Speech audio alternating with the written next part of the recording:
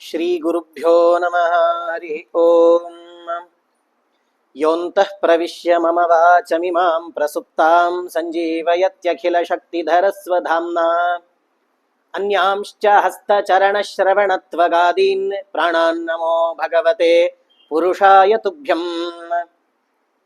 सीतालक्ष्मणशोभिपार्श्वयुगलः प्रीत्यावनम्राकृतिम् वक्त्राम्भोरुहसक्तहस्तकमलं भक्तं भटाग्रेसरम् एकान्ते हनुमन्तमुक्तिसुधया सन्तर्पयन् सन्ततम् रामस्तम्भितवारिधिर्विजयते धानुष्कचूडामणिः। बुद्धिर्बलं यशोधैर्यं निर्भयत्वमरोगता अजाड्यं वाक्पटुत्वं च हनूमत्स्मरणात् भवेत्। नमो वस्तात्विका देवाः विष्णुभक्तिपरायणाः धर्ममार्गे प्रेरयन्तु भवन्तः सर्व एव हि। वाल्मीकेर्गौः पुनीयान्नो महीधरपदाश्रया यद्दुग्धमुपजीवन्ति कवयस्तरणका इव। तपस्वाध्याय शुश्रूषा कृष्णपूजारतं मुनिम् विश्वेशमिष्टदं वन्दे परिव्राट् चक्रवर्तिनम्। आपादमौलिपर्यन्तं गुरूणामाकृतिं स्मरेत् तेन विघ्नाः प्रणश्यन्ति सिद्ध्यन्ति च मनोरथाः। श्रीगुरुभ्यो नमः। हरि ओम्। तपस्वाध्याय निरतं तपस्वी वाग्विदाम्बरं नारदं परिपप्रच्छ वाल्मीकिर्मुनिपुङ्गवम्। ನಿನ್ನೆ ದಿವಸ ಪ್ರವಚನದಲ್ಲಿ ವಿಶ್ವಾಮಿತ್ರರು ರಾಮ ಲಕ್ಷ್ಮಣರನ್ನ ಕರ್ಕೊಂಡು ಬರ್ತಾ ಬರ್ತಾ ಆ ಸಿದ್ಧಾಶ್ರಮದಲ್ಲಿ ಅನೇಕ ರಾಕ್ಷಸರನ್ನ ಸಂಹಾರ ಮಾಡಿಸಿದ್ರು. ಆ ಸಿದ್ಧಾಶ್ರಮದ ಹೆಸರು ಇನ್ನಷ್ಟು ಸಾರ್ಥಕ ಆಯಿತು ಅನ್ನೋದನ್ನ ಕೇಳಿದ್ವಿ. ಇದರೊಟ್ಟಿಗೆ ಆ ರಾತ್ರಿಯನ್ನ ಅಲ್ಲಿ ಕಳೆದು ಮರುದಿನ ತಾವು ಎದ್ದು ಮಿಥಿಲಾ ಪಟ್ಟಣಕ್ಕೆ ವಿದೇಹಪುರಕ್ಕೆ ಹೋಗಬೇಕು ಅಂತ ನಿರ್ಧಾರ ಮಾಡ್ತಾರೆ. ಅಲ್ಲಿ ಹೋಗಬೇಕಾದ್ರೆ ಮರುದಿನ ಸಾಯಂಕಾಲ ರಾತ್ರಿ ಆಗ್ತದೆ. ಗಂಗೆಯ ತೀರದಲ್ಲಿ ತಾವು ತಂಗುತ್ತಾರೆ. ಅಲ್ಲಿ ಗಂಗೆ ಮಹಾತ್ಮೆಯನ್ನ ಕೇಳಬೇಕು ಅಂತ ರಾಮ ಪ್ರಶ್ನಿಸಿದಾಗ ವಿಶ್ವಾಮಿತ್ರ ಮಹರ್ಷಿಗಳು ಹಿಮವಂತನ ಇಬ್ಬರು ಮಕ್ಕಳ ಕಥೆ, ಅದರಲ್ಲಿ ಪಾರ್ವತಿಯ ಕಥೆಯನ್ನ, ಸ್ಕಂದ ಹುಟ್ಟಿರುವ ಕಥೆಯನ್ನ ತಿಳಿಸಿ ಆಮೇಲೆ ಗಂಗೆಯ ಕಥೆಯನ್ನ ತಿಳಿಸ್ತಾ ಬಂದ್ರು. ಸಗರ ಚಕ್ರವರ್ತಿಯ 60,000 ಜನ ಮಕ್ಕಳು ಆ ಅಶ್ವಮೇಧದ ಕುದುರೆಯನ್ನು ಹುಡುಕ್ಲಿಕ್ಕೆ ಅಂತ ಪಾತಾಳ ಲೋಕಕ್ಕೆ ಹೋಗಿ ಅಲ್ಲಿ ಕಪಿಲ ಮಹರ್ಷಿಗಳ ಕೋಪಾಗ್ನಿಯಗೆ ತುತ್ತಾಗಿ ಭಸ್ಮದ ರಾಶಿಗಳಾಗಿಬಿಟ್ರು ಅಂತ. ಇಷ್ಟಾದಾಗ ಸಗರನ ಮೊಮ್ಮಗ, ಮೊದಲನೇ ಮಗ ಅಂಶುಮಂತ. ಆ ಅಂಶುಮಂತ ಗರುಡನಿಂದಾಗಿ ತಿಳಿತಾನೆ ಈ ಭಸ್ಮ ರಾಶಿ ಅಂದ್ರೆ ಈ ತನ್ನ ಚಿಕ್ಕಪ್ಪಂದರಿಗೆ ಯೋಗ್ಯ ಸದ್ಗತಿ ಆಗಬೇಕು ಅಂತಂದ್ರೆ ಸಾಧಾರಣ ನೀರಿಂದ ತರ್ಪಣ ಕೊಟ್ರೆ ಆಗುದಿಲ್ಲ, ಗಂಗೆಯಿಂದಲೇ ತರ್ಪಣ ಆಗ್ಬೇಕು ಅಂತನ್ನೋದನ್ನ ನಾವು ನಿನ್ನೆ ದಿವಸ ನೋಡಿದ್ವಿ. ಅಂಶುಮಂತ ತನಗಾದ ಪ್ರಯತ್ನ ಮಾಡ್ತಾನಂತೆ. ತಸ್ಯ ಪುತ್ರೋ ಮಹಾನಾಸೀತ್ ದಿಲೀಪ ಇತಿ ವಿಶ್ರುತಃ. ಆ ಅಂಶುಮಂತ ಪ್ರಯತ್ನ ಪಟ್ಟು ಏನು ಮಾಡಬೇಕು ಅಂತ ಗೊತ್ತಾಗದೆ ವಿಫಲನಾಗ್ತಾನೆ. ಆ ಅಂಶುಮಂತನಿಗೆ ದಿಲೀಪ ಅಂತ ಒಬ್ಬ ಮಗ ಹುಟ್ಟುತ್ತಾನೆ.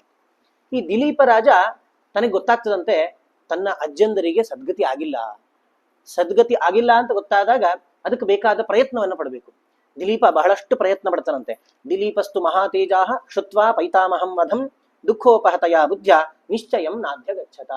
ಎಷ್ಟು ಪ್ರಯತ್ನ ಪಟ್ಟರು ದಿಲೀಪ ರಾಜನಿಗೆ ಅವರಿಗೆ ಸದ್ಗತಿ ಕರುಣಿಸುವುದು ಹೆಂಗೆ ಅಂತ ಅನ್ನೋದು ಗೊತ್ತಾಗ್ಲಿಲ್ಲ. ದಿಲೀಪನ ಕಾಲವು ಮುಗಿತು.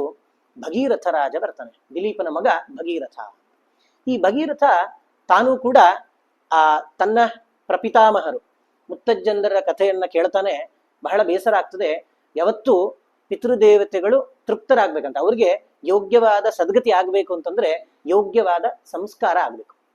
ಸಂಸ್ಕಾರ ಆಗಿಲ್ಲ ಅಂತಂದ್ರೆ ಅವರಿಗೆ ಸದ್ಗತಿ ಆಗುದಿಲ್ಲ. ಹೋಗ್ಲಿ ಬಿಡು, ಅವರು ಹೋಗೋರು ಹೋಗಿ ಆಯ್ತಲ್ಲ ಅಂತಂದ್ರೆ ಇಲ್ಲ ಅಂತೆ. ಪಿತೃಶಾಪ, ಅವರಿಗೆ ಸದ್ಗತಿ ಆಗ್ಲಿಲ್ಲ, ಅದು ಮಕ್ಕಳ ಜವಾಬ್ದಾರಿ. ಮಕ್ಕಳು ಮಾಡ್ಲಿಲ್ಲ ಅಂತಂದ್ರೆ ಮುಂದೆ ವಂಶ ಅಭಿವೃದ್ಧಿಗೆ ತೊಂದರೆ ಬರುತ್ತದೆ, ವಿಘ್ನಗಳು ಬರುತ್ತದೆ. ಹಂಗಾಗಿ ಪಿತೃದೇವತೆಗಳ ಅನುಗ್ರಹ ಬೇಕು ಅಂತಂದ್ರೆ ಪಿತೃಗಳಿಗೆ ಅಂದ್ರೆ ಹಿರಿಯರಿಗೆ ಸದ್ಗತಿ ಆಗಿರ್ಬೇಕು. ಇದನ್ನ ಅರಿತಂತಹ ಭಗೀರಥ ರಾಜ ತಾನೇನ್ ಮಾಡಿದ, ಮೊದಲು ಈ ಕೆಲಸವನ್ನ ಮಾಡ್ಬೇಕು ನಾನು ಅಂತ ಹೇಳಿ ತನ್ನ ರಾಜ್ಯವನ್ನ ಮಂತ್ರಿಗಳಿಗೆ ಕೊಡ್ತಾನಂತೆ. ಮಂತ್ರಿಶ್ವಾಧಾಯ ತದ್ರಾಜ್ಯಂ ಗಂಗಾವತರಣೇ ರತಃ ತಪೋ ದೀರ್ಘಂ ಸಮಾತಿಷ್ಠತ್ ಗೋಕರ್ಣೇ ರಘುನಂದನ. ಗೋಕರ್ಣದ ಸಮುದ್ರಕ್ಕೆ ಹೋಗ್ತಾನಂತೆ. ರಾಜ್ಯ ನೋಡ್ಕೊಳ್ಬೇಕಲ್ಲ ಅಂದ್ರೆ ಮಂತ್ರಿಗಳ ರಾಜ್ಯವನ್ನ ಕೊಟ್ಟು ನಾನು ತಪಸ್ಸು ಮಾಡಿ ಆ ತಪಸ್ಸಿನ ಪ್ರಭಾವದಿಂದ ನನ್ನ ಎಲ್ಲ ಪಿತೃಗಳಿಗೆ ಮುಕ್ತಿಯನ್ನು ಕೊಡಿಸ್ತೇನೆ ನಾನು ಅಂತ ಹೇಳಿ ತಾನು ತಪಸ್ಸು ಮಾಡ್ಲಿಕ್ಕೆ ಗೋಕರ್ಣ ಸಮುದ್ರ ತೀರಕ್ಕೆ ಹೋಗ್ತಾನಂತ ಭಗೀರಥ. ಅಲ್ಲಿ ತಪಸ್ಸು ಮಾಡ್ತಾನಂತೆ. ಹೆಂಗೆ ತಪಸ್ಸು ಮಾಡ್ತಾನವನು ಅಂತಂದ್ರೆ, ಊರ್ಧ್ವಬಾಹು ಪಂಚತಪಾಹ ಮಾಸಾಹಾರು ಜಿತೇಂದ್ರಿಯ ತಸ್ಯ ವರ್ಷ ಸಹಸ್ರಾಣಿ ಘೋರೆ ತಪಸ್ಸಿ ತಿಷ್ಠತಃ. ನಿಂತು ತಪಸ್ಸು ಮಾಡ್ತಾನಂತೆ. ನಿಂತು ಅಂತಂದ್ರೆ ಬರೀ ನಿಂತರೂ ಸಾಕಾಗುದಿಲ್ಲ ಅಂತ ಹೇಳಿ ಒಂದು ಕಾಲಲ್ಲಿ ನಿಂತು ತಪಸ್ಸು ಮಾಡ್ತಾನಂತೆ. ಒಂದು ಕಾಲಲ್ಲಿ ನಿಂತರೂ ಸಾಕಾಗುದಿಲ್ಲ, ಇನ್ನಷ್ಟು ಶರೀರಕ್ಕೆ ಕಷ್ಟ ಆಗ್ಬೇಕು. ತಪ ಅಂದ್ರೆ ತಪ ಸಂತಾಪೆ ಅಂತ, ಆ ದುಃಖ ಆದಷ್ಟು ಆ ತಪಸ್ಸಲ್ಲಿ ಶ್ರದ್ಧೆ ಬರ್ತದೆ ಅಂತ ಹೇಳಿ ಬರೀ ಕಾಲು ಬೆರಳ ಅಂಗುಷ್ಟದಲ್ಲಿ ನಿಂತ್ಕೊಂಡು ಎರಡು ಕೈಗಳನ್ನ ಮೇಲೆ ಕೈ ಎತ್ತಿ ತಾನು ತಪಸ್ಸು ಮಾಡ್ತಾನೆ. ಊರ್ಧ್ವಬಾಹು ಪಂಚತಪಾಹ, 5 ಕಡೆಯಿಂದ ಅವನ ಮೈ ಸುಡ್ತಾ ಇದೆ ಅಂತ. ಏನು ಅಂದ್ರೆ 4 ದಿಕ್ಕುಗಳಲ್ಲಿ ಯಜ್ಞ ಕುಂಡಗಳನ್ನು ಮಾಡಿ ಮಧ್ಯದಲ್ಲಿ ತಾನು ನಿಂತು ತಪಸ್ಸು ಮಾಡ್ತಾನೆ. ಅಲ್ಲ 4 ಆಯ್ತಲ್ಲ 5 ಅಂತಂದ್ರೆ ಬೇಸಿಗೆಗಾಲದ ಸೂರ್ಯ ನಡುನೆತ್ತಿ ಮೇಲೆ ಬಂದಿರ್ತಾನಂತೆ. ಒಟ್ಟು 5 ಅಗ್ನಿಗಳು, ಆ ಸೂರ್ಯನ ಸುಡುವಿಕೆಯು ಕೂಡ ತಲೆಗೆ ಹೊಡಿತಾ ಇರ್ತದೆ. ಹೀಗೆ 5 ಅಗ್ನಿಗಳ ಮಧ್ಯದಲ್ಲಿ ನಿಂತು 1000 ವರ್ಷದ ಘೋರ ತಪಸ್ಸನ್ನು ಮಾಡ್ತಾನಂತೆ. ತಪಸ್ಸನ್ನು ಮಾಡ್ತಾನೆ.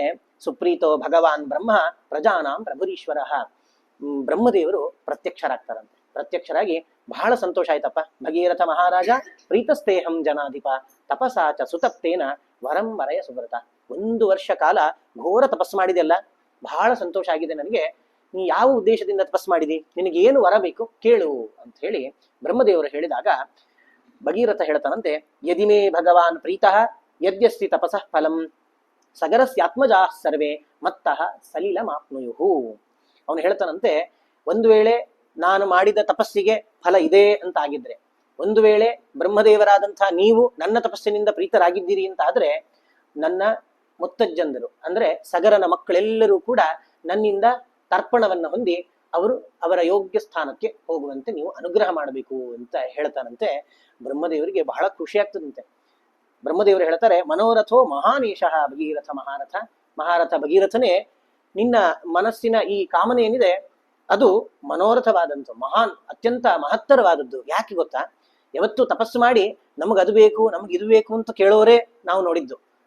ಎಲ್ಲ ತಪಸ್ಸು ಮಾಡಿ ನನಗೇನು ಆಗ್ಬಾರ್ದು, ನಾವು ಅವಧ್ಯರಾಗ್ಬೇಕು ಅಂತ ಕೇಳೋ ಕಾಲದಲ್ಲಿ ನೀನೊಬ್ಬ ತಪಸ್ಸು ಮಾಡಿ ನನ್ನ ಪಿತೃಗಳಿಗೆ ಸದ್ಗತಿ ಆಗಬೇಕು ಅಂತ ಕೇಳ್ತಾ ಇದೆಯಲ್ಲ, ನೀನು ಮಹಾನ್ ಅಂತ. ಏವಂ ಭವತು ಭದ್ರಂತೆ ಇಕ್ಷ್ವಾಕು ಕುಲನಂದನ. ನೀನು ಯಾವ ಉದ್ದೇಶದಿಂದ ತಪಸ್ಸು ಮಾಡಿದ್ಯೋ ನಿನ್ನ ಎಲ್ಲ ಮನೋರಥಗಳು ಈಡೇರಲಿ ಅಂತ ಆಶೀರ್ವಾದ ಮಾಡಿ ಹೇಳ್ತಾರಂತೆ. ಎಂ ಹೈಮವತಿ ಜ್ಯೇಷ್ಠ ಗಂಗಾ ಹಿಮವತ ಸುತ. ನೀನೇನು ಗಂಗೆ ಬೇಕು ಅಂತ ಕೇಳ್ತಾ ಇದೆಯಲ್ಲ, ಈಗ ಗಂಗೆಯನ್ನ ನಾನೇನಾದ್ರೂ ಭೂಮಿಗೆ ಕಳಿಸಿದ್ರೆ ಗಂಗೆಯ ರಭಸಕ್ಕೆ ಇಡೀ ಭೂಭಾಗನೇ ಕೊಚ್ಚಿ ಹೋಗ್ತದೆ. ಆಮೇಲೆ ಎಲ್ಲರೂ ಬೈಕೊಳ್ಳೋಂಗಾಗ್ತದೆ, ಭಗೀರಥ ತನ್ನ ಪಿತೃಗಳಿಗೆ ತರ್ಪಣ ಕೊಡಿಸ್ಬೇಕು ಅಂತ ಇಡೀ ಭೂಮಂಡಲ ನಾಶ ಮಾಡಿಬಿಟ್ಟ ಅಂತ. ಹಂಗಾಗಬಾರದು. ತಾಂ ವೈ ಧಾರಯಿತುಂ ರಾಜನ್ ಹರಸ್ತತ್ರ ನಿಯುಜ್ಯತಾಂ. ನೀನು ಒಂದು ಕೆಲಸ ಮಾಡಬೇಕಾಗಿದೆ, ಆ ಗಂಗೆಯನ್ನ ಧರಿಸ್ಲಿಕ್ಕೆ ರುದ್ರದೇವರೇ ಸಮರ್ಥರು. ಆ ರುದ್ರದೇವರನ್ನು ಒಂದ್ಸತಿ ಪ್ರಾರ್ಥನೆ ಮಾಡಬೇಕು. ರುದ್ರದೇವರು ಬಂದ್ರು ಅಂತಾದ್ರೆ ಗಂಗೆ ಬರ್ಲಿಕ್ಕೆ ಸರಿ ಆಗ್ತದೆ. ಗಂಗೆಯನ್ನ ಧಾರಣೆ ಮಾಡುವ ಶಕ್ತಿ ರುದ್ರದೇವರಿಗಿದೆ. ಹಾಗಾಗಿ ರುದ್ರದೇವರನ್ನ ಪ್ರಾರ್ಥನೆ ಮಾಡು. ಮತ್ತೆ ಭಗೀರಥ ತಪಸ್ಸಿಗೆ ಕೊಡ್ತಾನಂತೆ. ಒಂದು ತಪಸ್ಸಾಯ್ತು, ಬ್ರಹ್ಮದೇವರೇನೋ ತೃಪ್ತರಾದ್ರು, ಗಂಗೆಯನ್ನು ಕಳಿಸ್ಕೊಡೋಣ ಅಂತನೂ ಆಯ್ತು. ಆದ್ರೆ ಸಾಕಾಗ್ಲಿಲ್ಲ ಅಂತೆ. ಆ ಗಂಗೆ ಬಂದಾಗ ಮತ್ತೆ ಮುಂದೆ ಸಮಸ್ಯೆಗಳು ಆಗ್ಬಾರದಲ್ಲ, ಅದಕ್ಕೆ ಮತ್ತೆ ರುದ್ರದೇವರನ್ನ ತಪಸ್ಸು ಮಾಡಿದಂತೆ. ಅಥ ಸಂವತ್ಸರೇ ಪೂರ್ಣೆ, 1 ವರ್ಷ ತಪಸ್ಸು ಮಾಡಿದಾನೆ. 1000 ವರ್ಷ ಹಿಂದಾಗಿತ್ತು, ಈಗ ಮತ್ತೆ 1 ವರ್ಷ ತಪಸ್ಸು ಮಾಡಿದ. ರುದ್ರದೇವರು ಪ್ರತ್ಯಕ್ಷರಾದ್ರು, ಬಹಳ ಸಂತುಷ್ಟರಾಗಿದ್ರು ರುದ್ರದೇವರು. ಆಯ್ತಪ್ಪ, ನೀನು ಹೇಳಿದಂತೆ ಗಂಗೆ ಬರಲಿ, ನಾನು ಅವಳನ್ನ ನನ್ನ ಜಟಾಜೂಟದಲ್ಲಿ ಹಿಡಿದು ಎಷ್ಟು ಬೇಕೋ ಅಷ್ಟು ನೀರನ್ನ ನಾನು ಪಾತಾಳಕ್ಕೆ ಕಳಿಸ್ಕೊಡ್ತೀನಿ ಅಂತ ಹೇಳಿ ರುದ್ರದೇವರು ಹೇಳ್ತಾರಂತೆ. ಬಹಳ ಸಂತೋಷ ಆಗ್ತದಂತೆ. ಆಯ್ತು ಅಂತ ಹೇಳಿ ಬ್ರಹ್ಮದೇವರ ಮೂಲಕ ಗಂಗೆ ಭೂಮಿಗೆ ಇಳಿಬೇಕು ಅಂತ ಆಗ್ತದೆ. ಗಂಗೆ ನೋಡಿ, ಗಂಗೆ ಅವಳು ದೇವಲೋಕದ ನದಿ. ದೇವಲೋಕದಲ್ಲಿದ್ದಾಗ ಎಲ್ಲರೂ ಆರಾಮಿರ್ತಾರಂತೆ. ಭೂಲೋಕಕ್ಕೆ ಬಂದಾಗ ದೇವತೆಗಳಿಗೂ ಸಮಸ್ಯೆ ಶುರುವಾಗ್ತದೆ. ಜೋರು ಬಾಯಾರಿಕೆ ಆಗ್ತದೆ, ಹೊಟ್ಟೆ ಹಸಿವೆ ಆಗ್ತದೆ, ಮೈಗೆ ಮುಪ್ಪು ಬರ್ತದೆ, ರೂಪ ಎಲ್ಲ ಹೋಗ್ತದೆ, ನಿದ್ರೆ ಬರ್ತದೆ. ಇದೆಲ್ಲ ಭೂಲೋಕದ ದೋಷಗಳಂತೆ. ದೇವಲೋಕದಲ್ಲಿ ಹಸಿವೆ ಆಗುವುದು, ಮುದಿತನ ಬರುವುದು, ನಿದ್ರೆ ಬರುವುದು ಇದ್ಯಾವುದೂ ಇಲ್ಲ ಅಂತ. ಹಾಗಾಗಿ ದೇವತೆಗಳು ಭೂಲೋಕಕ್ಕೆ ಬರಲಿಕ್ಕೆ ಇಷ್ಟಪಡುವುದಿಲ್ಲ ಅಂತ. ಅಂಥದ್ರಲ್ಲಿ ಗಂಗೆ ಈಗ ಭೂಲೋಕಕ್ಕೆ ಬರಬೇಕಾಗಿದೆ. ಬ್ರಹ್ಮದೇವರು ಆದೇಶ ಮಾಡಿಬಿಟ್ಟಿದ್ದಾರೆ. ಗಂಗೆಗೆ ಜೋರು ಸಿಟ್ಟಂತೆ. ಸಿಟ್ಟಲ್ಲಿ ಮೇಲಿಂದ ಧುಮುಕಿ ಬರ್ತಾ ಇದ್ದಾಳಂತೆ. ಕೆಳಗಡೆ ರುದ್ರದೇವರು ತಮ್ಮ ಜಟಾಜೂಟವನ್ನ ಬಿಚ್ಚಿಟ್ಟು ಆ ಗಂಗೆಯನ್ನು ಹಿಡಿಬೇಕು ಅಂತ ಕಾಯ್ತಾ ಇದ್ದಾರೆ. ಈ ಗಂಗೆ ತಾನು ಈ ಯುವತಿಯರು ಅಂತಂದ್ಮೇಲೆ ಸ್ವಲ್ಪ ಯಾಕೋ ಅಹಂಕಾರ ಇರ್ತದೆ. ಅಹಂಕಾರದಿಂದ ಬಂದು ರುದ್ರದೇವರನ್ನು ನಾನು ಎಳ್ಕೊಂಡು ಹೋಗ್ಬಿಡ್ತೇನೆ ಪಾತಾಳಕ್ಕೆ ಅಂತ ಹೇಳಿ ತಾನು ಜಟೆಗೆ ಬಂದು ಬೀಳ್ತಾ ಇದ್ದಂಗೆ ರುದ್ರದೇವರು ಕಟ್ಲಿಕ್ಕೆ ಅಂತ ಹೋಗ್ತಾರೆ. ಅವಳು ಜೋರಾಗಿ ರುದ್ರದೇವರನ್ನ ಜಟೆಯನ್ನೇ ಎಳೆದು ಬಿಡ್ತಾಳಂತೆ. ರುದ್ರದೇವರಿಗೆ ಸಿಟ್ಟು ಬರ್ತದೆ, ಸಿಟ್ಟು ತಡೀಲಿಕ್ಕೆ ಆಗುದಿಲ್ಲ. ರುದ್ರದೇವರು ಇಡೀ ಗಂಗೆಯನ್ನ ತಮ್ಮ ಜಟಾಜೂಟದಲ್ಲಿ ಹಾಕಿ ಕಟ್ಟಿ ಬಿಡ್ತಾರಂತೆ. ಹಿಮವತ್ ಪ್ರತಿಮೆ ರಾಮ ಜಟಾಮಂಡಲ ಗಹ್ವರೆ, ಅವರ ಆಳವಾದಂತಹ ಜಟಾಮಂಡಲ ಗುಹೆಯಲ್ಲಿ ಆ ಗಂಗೆಯನ್ನ ಹಾಕಿ ಜಟೆಯನ್ನ ಕಟ್ಟಿಬಿಟ್ರು. ಸಾ ಕಥಂಚಿನ್ ಮಹೀಂ ಗಂತುಂ ನಾ ಶಕ್ನೋತ್ ಯತ್ನ ಮಾಸ್ಥಿತ. ಎಷ್ಟು ಕಷ್ಟಪಟ್ಟರು ಆ ಜಟಾಜೂಟದಿಂದ ಹೊರಗೆ ಬರ್ಲಿಕ್ಕೆ ಅವಳಿಗೆ ಸಾಧ್ಯ ಆಗ್ಲಿಲ್ಲ. ಗಂಗೆ ಸಿಕ್ಕಾಕೊಂಡ್ಬಿಟ್ಲು. ಇದು ಸಿಕ್ಕಾಕೊಂಡಿದ್ದು ಗಂಗೆ ಆದ್ರೂ ಸಿಕ್ಕಾಕೊಂಡಿದ್ದು ನಿಜವಾಗ್ಲೂ ಭಗೀರಥ. ಪಾಪ ಒದ್ದಾಡ್ತಾ ಇದ್ದಾನೆ, ಗಂಗೆ ಬೇಕು ಅಂತ ಹೇಳಿ. ಬ್ರಹ್ಮದೇವರು ವರ ಕೊಟ್ರು, ರುದ್ರದೇವರು ವರ ಕೊಟ್ರು, ಗಂಗೆ ಬರುದು ಅಂತ ಆಯ್ತು. ಮತ್ತೆ ಈ ಸಮಸ್ಯೆಗಳು ಬರ್ತಾ ಇದೆ. ಈ ಸಮಸ್ಯೆ ಬಂತು, ಏನು ಮಾಡಬೇಕು? ಭಗೀರಥನಿಗೆ ದಿಕ್ಕು ತೋಚದೆ ಇರುವಂತಾಯ್ತು. ರುದ್ರದೇವರು ಜಟಾಜೂಟ ಕಟ್ಕೊಂಡ್ರು, ವಾಪಸ್ ಕೈಲಾಸಕ್ಕೆ ಹೋಗೇ ಬಿಟ್ರು ಅಂತ. ಭಗೀರಥನಿಗೆ ಟೆನ್ಷನ್ ಜೋರು ಶುರು ಆಯ್ತು. ಮತ್ತೇನು ಮಾಡ್ಬೇಕು? ರುದ್ರದೇವರ ಹತ್ರ ಗಂಗೆ ಇದೆ. ಈಗ ರುದ್ರದೇವರನ್ನೇ ಮತ್ತೆ ತಪಸ್ಸು ಮಾಡ್ತೇನೆ, ಮತ್ತೆ ರುದ್ರದೇವರನ್ನ ಸಂತೋಷ ಪಡಿಸ್ಲಿಕ್ಕೆ ತಪಸ್ಸು ಮಾಡ್ತಾನೆ ಭಗೀರಥ. ರುದ್ರದೇವರು ಬರ್ತಾರೆ, ಗೊತ್ತಾಯ್ತು ಸಾಕು ನೀನು ತಪಸ್ಸು ಮಾಡಿದ್ದು, ನಾನು ಇದಕ್ಕೆ ವ್ಯವಸ್ಥೆ ಮಾಡ್ತೀನಿ. ಈಗ ಗಂಗೆ ಬಹಳ ಫೋರ್ಸ್ ಇದೆ ನೀರು, ನಾನು ಏನ್ ಮಾಡ್ತೀನಿ ಅಂತಂದ್ರೆ ಸಪ್ತ ಸ್ರೋತಾಂಸಿ, ರುದ್ರದೇವರು ಹೇಳ್ತಾರೆ ತಸ್ಯಾಂ ವಿಸರ್ಜ್ಯಮಾನಾಯಾಮ್ ಸಪ್ತ ಸ್ರೋತಾಂಸಿ ಜಗ್ನಿರೆ. ರುದ್ರದೇವರು ಆ ಜಟಾಜೂಟದ ಒಂದು ಗಂಟನ್ನ ಹಿಂಗ್ ಬಿಚ್ಚಿದ್ರಂತೆ. ಅದರಿಂದ 7 ಸ್ರೋತಸ್ಸುಗಳು, 7 ಕಾರಂಜಿ ಹಂಗೆ ನೀರಿನ ಪ್ರವಾಹ ಬರ್ಲಿಕ್ಕೆ ಪ್ರಾರಂಭ ಆಯ್ತಂತೆ. 7ರಲ್ಲಿ 3 ಅದಕ್ಕೆ ಒಂದೊಂದು ಹೆಸರಿಡ್ತಾರೆ. ಹ್ಲಾದಿನಿ, ಪಾವನಿ, ಚೈವ, ನಳಿನಿ ಚ ತಥೈವ ಚ. ಆ ಹ್ಲಾದಿನಿ, ಪಾವನಿ, ನಳಿನಿ ಅನ್ನುವ 3 ಹೆಸರಿನ ಗಂಗೆಯ ಸ್ರೋತಸ್ಸುಗಳು ಪೂರ್ವ ದಿಕ್ಕಿಗೆ ಹರಿದ್ವಂತೆ. ಇನ್ನು ಸುಚಕ್ಷುಶ್ಚೈವ ಸೀತಾ ಚ ಸಿಂಧುಶ್ಚೈವ ಮಹಾನದಿ. ಸಿಂಧು, ಸುಚಕ್ಷು ಮತ್ತು ಸೀತಾ ಅನ್ನುವ 3 ಧಾರೆಗಳು ಪಶ್ಚಿಮ ದಿಕ್ಕಿಗೆ ಹರಿದ್ವಂತೆ. 7ನೇ ಸ್ರೋತಸ್ಸು ಏನಿತ್ತಲ್ಲ, ಸಪ್ತಮೀ ಚಾನ್ವಗಾತ ತಾಸಾಂ ಭಗೀರಥ ರಥಂ ತದಾ. ಭಗೀರಥ ರಥ ಹಿಡಿದು ಕಾದು ಕೂತಿದ್ದಂತೆ, ಗಂಗೆ ಬರ್ತಾಳಂತ ಹೇಳಿ. ಆ 7ನೇ ಸ್ರೋತಸ್ಸು, ರುದ್ರದೇವರ ಜಟಾಮಂಡಲದಿಂದ ಬಂದ 7ನೇ ಸ್ರೋತಸ್ಸು ಭಗೀರಥನ ರಥವನ್ನ ಹಿಂಬಾಲಿಸ್ತಾ ಬರ್ತಾ ಇದೆ. ನಾವು ಅನ್ಕೊಳ್ತೇವೆ ಏನೋ ಸ್ವಲ್ಪ ನೀರು ಸ್ರೋತಸ್ಸು ಅಂತಂದ್ರೆ ಅಂತ, ಅದು ರುದ್ರದೇವರಿಗೆ ಅಷ್ಟೇ ನೀರಂತದ್ದು. ಅದು ಬರಬೇಕಾದ್ರೆ ದೊಡ್ಡ ಸುನಾಮಿಯ ಪ್ರವಾಹ. ನಾವೀಗ ನಾವು ಹರಿದ್ವಾರದಲ್ಲಿ ಏನು ಗಂಗೆ ನೋಡ್ತೇವೆ, ಅದು ಏನೂ ಅಲ್ಲ ಅಂತ. ಇಡೀ ಹರಿದ್ವಾರ ತುಂಬುವಷ್ಟು ಗಂಗೆ ಅವಾಗ ಕೇವಲ ಒಂದು ಸ್ರೋತಸ್ಸಿಂದ ಬಂದಿದ್ದು ಅಂತ. ಗಂಗೆ ಧುಮುಕಿ ಬರ್ತಾ ಇದ್ದಾಳಂತೆ. ಎದುರುಗಡೆ ಭಗೀರಥ ರಥ ತಗೊಂಡು ಹೋಗ್ತಾ ಇದ್ದಾನೆ. ಆ ರಥವನ್ನ ಹಿಂಬಾಲಿಸ್ತಾ ಗಂಗೆ ಬರ್ತಾ ಇದ್ದಾಳಂತೆ. ಎದುರುಗಡೆ ಭಗೀರಥ ಹೋಗೋದು, ಹಿಂದ್ಗಡೆಯಿಂದ ಗಂಗೆ ಬರೋದು ಅಂತ. ಆ ದೃಶ್ಯ ಹೇಗಿತ್ತು ಅಂತಂದ್ರೆ, ಮೇಲಿನ ವ್ಯೂವಿಂದ ಆ ದೃಶ್ಯವನ್ನ ನೋಡಿದ್ರೆ ಅದ್ಭುತ ಅಂತ. ಎದುರುಗಡೆ ಭಗೀರಥ ಹೋಗ್ತಾ ಇದ್ದಾನೆ, ಹಿಂದಿಂದ ಆ ಮಹಾಪ್ರವಾಹ ಭಗೀರಥನನ್ನ ಹಿಂಬಾಲಿಸಿ ಬರ್ತಾ ಇದೆ ಅಂತೆ. ನಾವು ಸಮುದ್ರದಲ್ಲಿ ಅಲೆಗಳು ನೋಡ್ತೀವಲ್ಲ, ಒಂದು ಅಲೆ ಹೇಳ್ತದೆ, ಅದೇ ಅಲೆ ದೊಡ್ಡದು ಅನ್ಕೋತೀವಿ, ಇಲ್ಲ ಅದಕ್ಕಿಂತ ಹಿಂದಿನ ಅಲೆ ಇನ್ನೂ ದೊಡ್ಡದಿರ್ತದಂತೆ. ಅದರಲ್ಲಿಯೂ ಈ ಅಲೆ ಜೋರಾಗಿ ಬರ್ತಿರೋದ್ರಿಂದ ಒಂದು ಅಲೆ ಎದುರುಗಡೆ ಬರ್ತಾ ಇದೆ ಅಂತೆ, ನಾನ್ ಫಸ್ಟ್ ಅಂತ ಅದ್ರ ಹಿಂದಿನ ಅಲೆ ಅದನ್ನ ಅಪ್ಪಳಿಸಿ ಮತ್ತೆ ಅದು ಮುಂದೆ ಬರ್ತದಂತೆ, ಅದ್ರ ಹಿಂದಿನ ಅಲೆ ಅದನ್ನ ಅಪ್ಪಳಿಸಿ ಮುಂದೆ ಬರ್ತದೆ. ಈ ರೀತಿ ಆ ದೃಶ್ಯವನ್ನೇ ನೋಡ್ಲಿಕ್ಕೆ ಅದ್ಭುತವಾಗಿತ್ತು. ಬರೀ ನೀರು ಬರ್ತಿದ್ದಲ್ಲ ಅಂತೆ. ಮತ್ಸ್ಯ ಕಚ್ಚಪ ಸಂಘೈಶ್ಚ ಶಿಂಶುಮಾರ ಗಣೈಸ್ತಥ ಪತಿತೈಶ್ಚೈವ ವ್ಯರೋಚತ ವಸುಂಧರ. ಆ ಗಂಗೆಯ ನೀರಲ್ಲಿ ಮೀನುಗಳಿದ್ವಂತೆ, ಆಮೆಗಳಿದ್ವಂತೆ, ಚೇಳುಗಳಿದ್ವಂತೆ. ಈ ಎಲ್ಲ ಪ್ರಾಣಿಗಳು ಆ ನೀರಿನೊಟ್ಟಿಗೆ ಧುಮುಕಿ ಬರ್ತಾ ಇದ್ದದನ್ನ ಮೇಲಿಂದ ನೋಡಿದ್ರೆ ಪೃಥ್ವಿ ಅಷ್ಟು ಸುಂದರವಾಗಿ ಕಾಣ್ತಾ ಇತ್ತು. ದೇವತೆಗಳೆಲ್ಲ ನೋಡಿ ಅದನ್ನ ಆನಂದ ಪಟ್ಟರಂತೆ. ಹೀಗೆ ಬರ್ತಾ ಇದೆ, ಹರಿತಾ ಬರ್ತಾ ಇದೆ. ಭಗೀರಥ ಎದುರುಗಡೆ ಹೋಗ್ತಾನೆ, ಹಿಂದೆ ನೋಡ್ತಾನೆ, ಗಂಗೆ ಬರ್ತಾ ಇದ್ದಾಳಲ್ಲ ಅಂತ ಹೇಳಿ. ಎದುರುಗಡೆ ಹೋಗ್ತಾನೆ, ಹಿಂದೆ ನೋಡ್ತಾನೆ, ಬಹಳ ಸಂತೋಷ ಅಂತೆ. ಎದುರುಗಡೆ ಹೋಗ್ತಾ ಇದ್ದಾನೆ, ಯಾಕೋ ಸೌಂಡ್ ಸ್ವಲ್ಪ ಕಡಿಮೆ ಆಯ್ತು. ಹಿಂದೆ ನೋಡಿದ್ರೆ ಏನೂ ಇಲ್ಲ ಅಂತ. ಗಂಗೆ ಅದೃಶ್ಯಳಾಗ್ಬಿಟ್ಟಿದ್ದಾಳೆ. ಗಂಗೆ ಇಲ್ಲ, ಏನಾಯ್ತು, ಯಾಕೆ ಹಿಂಗಾಯ್ತು? ವಾಪಸ್ ಹೋಗ್ತಾನೆ ಭಗೀರಥ. ಯಾಕೆ ಅಂತ ನೋಡಿದ್ರೆ ಅಲ್ಲಿ ಜಹ್ನು ಮಹರ್ಷಿಗಳ ಆಶ್ರಮ ಇತ್ತಂತೆ. ಜಹ್ನು ಮಹರ್ಷಿಗಳ ಈ ಬರೋ ಫೋರ್ಸ್ ಅಲ್ಲಿ ಜಹ್ನು ಮಹರ್ಷಿಗಳ ಆಶ್ರಮವನ್ನೂ ಕೊಚ್ಕೊಂಡು ಬಂದ್ಬಿಟ್ಟಿದ್ಲು. ಜಹ್ನು ಮಹರ್ಷಿಗಳಿಗೆ ಸಿಟ್ಟು ಬಂದು ಒಂದ್ಸರ್ತಿ ಆಚಮನೆ ಮಾಡಿಬಿಟ್ರಂತೆ. ಅಷ್ಟು ನೀರು ಆಚಮನೆ ಮಾಡಿ ಮುಗಿಸ್ಬಿಟ್ಟಿದ್ದಾರೆ ಜಹ್ನು ಮಹರ್ಷಿಗಳು. ಗೊತ್ತಾಗಿದೆ, ಕಾಲು ಹಿಡಿತಾನೆ ಹೋಗಿ, ದಯವಿಟ್ಟು ನನ್ನ ಪ್ರಪಿತಾಮಹರು, ನನ್ನ ಅಜ್ಜಂದರಿಗೆ ನೀವೇ ಸದ್ಗತಿ ಕೊಡಬೇಕು, ನಾನು ಅಜ್ಜಂದರಿಗೆ ಸದ್ಗತಿ ಆಗ್ಬೇಕು ಅಂತ ಆ ಗಂಗೆಯನ್ನ ಪಾತಾಳಕ್ಕೆ ತಗೊಂಡು ಹೋಗ್ತಾ ಇದ್ದೆ. ಗಂಗೆ ಭೂಮಿಗೆ ಬರ್ಲಿಕ್ಕೆ ಇಷ್ಟು ಕಷ್ಟಪಟ್ಟಿದ್ದೇನೆ ನಾನು. ಬ್ರಹ್ಮದೇವರಾಯ್ತು, ರುದ್ರದೇವರಾಯ್ತು, 2ನೇ ಸರ್ತಿ ರುದ್ರದೇವರಾಯ್ತು. ಹಾಗಾಗಿ ದಯವಿಟ್ಟು ನೀವು ನನಗೆ ಅನುಗ್ರಹ ಮಾಡಬೇಕು ಅಂತ ಹೇಳಿದಾಗ ಜಹ್ನು ಮಹರ್ಷಿಗಳು ಆಯ್ತು ಅಂತ ಹೇಳಿ ಅಷ್ಟು ಫೋರ್ಸ್ ಆಗಿ ಬಂದ ಗಂಗೆಯನ್ನ ತಮ್ಮ ಕಿವಿಯಿಂದ ಸ್ವಲ್ಪ ಒಂದು ಸ್ರೋತಸ್ಸನ್ನ ಬಿಟ್ರಂತೆ. ಆ ರುದ್ರದೇವರು ಬಿಟ್ಟ 7 ಸ್ರೋತಸ್ಸಲ್ಲಿ ಒಂದು ಸ್ರೋತಸ್ಸು ಇಷ್ಟು ಫೋರ್ಸ್ ಇತ್ತು. ಅದರಲ್ಲಿಯೂ ಮತ್ತೆ ಒಂದು ಎಳೆಯನ್ನಷ್ಟೇ ಜಹ್ನು ಮಹರ್ಷಿಗಳು ಬಿಟ್ಟರು. ಆ ಜಹ್ನು ಮಹರ್ಷಿಗಳಿಂದ ಬಿಟ್ಟ ರಭಸವಾದಂತಹ ಗಂಗೆಯ ಪ್ರವಾಹ ಭಗೀರಥನನ್ನ ಹಿಂಬಾಲಿಸಿ ಸಮುದ್ರದವರೆಗೆ ಬಂತಂತೆ. ಸಮುದ್ರದಿಂದ ಪಾತಾಳ ಲೋಕಕ್ಕೆ ಕರ್ಕೊಂಡು ಹೋಗ್ತಾನೆ. ಪಾತಾಳ ಲೋಕದಲ್ಲಿ ದೊಡ್ಡ ಭಸ್ಮದ ರಾಶಿ, ಆ ಭಸ್ಮದ ರಾಶಿಯ ಮೇಲೆ ಇಡೀ ಗಂಗೆಯ ನೀರು ಪ್ರವಾಹ ಕೊಚ್ಚಿ ಆ ಎಲ್ಲ ಭಸ್ಮದ ರಾಶಿ ನೀರಲ್ಲಿ ಮುಳುಗುವ ರೀತಿಯಲ್ಲಿ ಭಗೀರಥ ಅಸ್ಮತ್ ಪ್ರಪಿತಾಮಹಾನ್ ಸಗರಾತ್ಮಜಾನ್ ಸರ್ವಾನ್ 60,000 ಪುತ್ರಾನ್ ತರ್ಪಯಾಮಿ ಅಂತ ಹೇಳಿ ಅದರಿಂದ ಎಲ್ಲರಿಗೂ ತರ್ಪಣ ಕೊಟ್ಟ ಅವನು ಭಗೀರಥ. ಈ ರೀತಿ ಭಗೀರಥ ಕೃತಾರ್ಥನಾದಂತೆ ಬ್ರಹ್ಮದೇವರು ಅಲ್ಲಿಗೆ ಪ್ರತ್ಯಕ್ಷ ಆಗ್ತಾರಂತೆ. ಬ್ರಹ್ಮದೇವರು ಪ್ರತ್ಯಕ್ಷರಾಗಿ ಭಗೀರಥನ ಹೊಗಳ್ತಾರಂತೆ. ನಾವು ಅಲ್ಲಲ್ಲಿ ನ್ಯೂಸ್ ಪೇಪರ್ ಅಲ್ಲಿ ನೋಡ್ತೀವಿ, ಏನೋ ಒಂದೆರಡು ಕೆಲಸ ಮಾಡಿ ಭಗೀರಥ ಪ್ರಯತ್ನದಿಂದ ಸಾಧಿಸಿದ್ರು ಅಂತ. ಭಗೀರಥ ಪ್ರಯತ್ನ ಅಂದ್ರೆ ಇದೆ. ಒಂದು ಕೆಲಸ ಮಾಡಬೇಕಾದ್ರೆ ಒಂದಲ್ಲ ಎರಡಲ್ಲ ನೂರಾರು ವಿಘ್ನಗಳು ಬರ್ತದೆ. ಆ ಭಗೀರಥ ತಪಸ್ಸು ಮಾಡಬೇಕಾದ್ರೆ ಒಂದೋ ಎರಡೋ, ಬ್ರಹ್ಮದೇವರಾಯ್ತು, ರುದ್ರದೇವರಾಯ್ತು, ಜನ್ಮ ಮಹರ್ಷಿಗಳಾಯ್ತು, ಎಷ್ಟೆಲ್ಲ ವಿಘ್ನಗಳು ಬಂತು. ಆದ್ರೆ ಎಲ್ಲ ವಿಘ್ನಗಳನ್ನ ಅದನ್ನ ವಿಘ್ನ ಬಂತು ಅಂತ ಅಲ್ಲೇ ನಿಲ್ಲಿಸ್ಲಿಲ್ಲ ಕೆಲಸವನ್ನು. ತಾನು ಪ್ರಾರಂಭ ಮಾಡಿದ ಕೆಲಸ ಕಾರ್ಯ ಸಿದ್ಧಿ ಆಗುವವರೆಗೂ ಅದಕ್ಕೆ ಬೇಕಾದ ಎಲ್ಲ ಪ್ರಯತ್ನವನ್ನು ಪಟ್ಟು ಕೊನೆಗೂ ಅವನು ತನ್ನ ಪಿತೃಗಳಿಗೆ ತರ್ಪಣವನ್ನು ಕೊಟ್ಟೇ ಬಿಟ್ಟ. ಹಾಗಾಗಿ ಇದು ಭಗೀರಥ ಪ್ರಯತ್ನ ಅಂತ ಖ್ಯಾತಿ ಆಗ್ಲಿ ಅಂತ ಬ್ರಹ್ಮದೇವರು ಹೇಳಿದ್ರು. ಅದರೊಟ್ಟಿಗೆ ಸಾಗರಸ್ಯ ಜಲಂ ಲೋಕೆ ಯಾವತ್ ಸ್ಥಾಸ್ಯತಿ ಪಾರ್ಥಿವ ಸಗರಸ್ಯಾತ್ಮಜಾ ಸರ್ವೇ ದಿವಿ ಸ್ಥಾಸ್ಯಂತಿ ದೇವವತ್. ನೀನು ನಿನ್ನ ಅಜ್ಜಂದರಿಗೆ ಏನ್ ತರ್ಪಣ ಕೊಟ್ಟಿಯಲ್ಲಪ್ಪ, ಈ ತರ್ಪಣ ಎಷ್ಟು ಪ್ರಭಾವಕಾರಿ ಅಂತಂದ್ರೆ ಸಾಗರಸ್ಯ ಜಲಂ ಲೋಕೆ, ಇಡೀ ಸಾಗರದ ನೀರು ಎಲ್ಲಿವರೆಗೆ ಜಗತ್ತಿನಲ್ಲಿ ಇರ್ತದೋ ಅಲ್ಲಿವರೆಗೆ ನಿನ್ನ ಪಿತೃಗಳು ದಿವಿ ಸ್ಥಾಸ್ಯಂತಿ ದೇವವತ್, ದೇವತೆಗಳಂತೆ ಸ್ವರ್ಗಲೋಕದಲ್ಲಿ ಸಂಚಾರ ಮಾಡ್ತಾರೆ.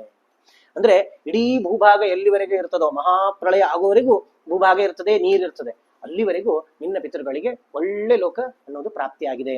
ಅಷ್ಟೇ ಅಲ್ಲ, ಇಯಂಚ ದುಹಿತ ಜ್ಯೇಷ್ಠ ತವ ಗಂಗಾ ಭವಿಷ್ಯತಿ. ಯಾವತ್ತು ಮಕ್ಕಳು ಅಂತ ಕರಿತೇವೆ. ಮಕ್ಕಳು ಅಂತ ಯಾರನ್ನ ಕರಿತೇವೆ?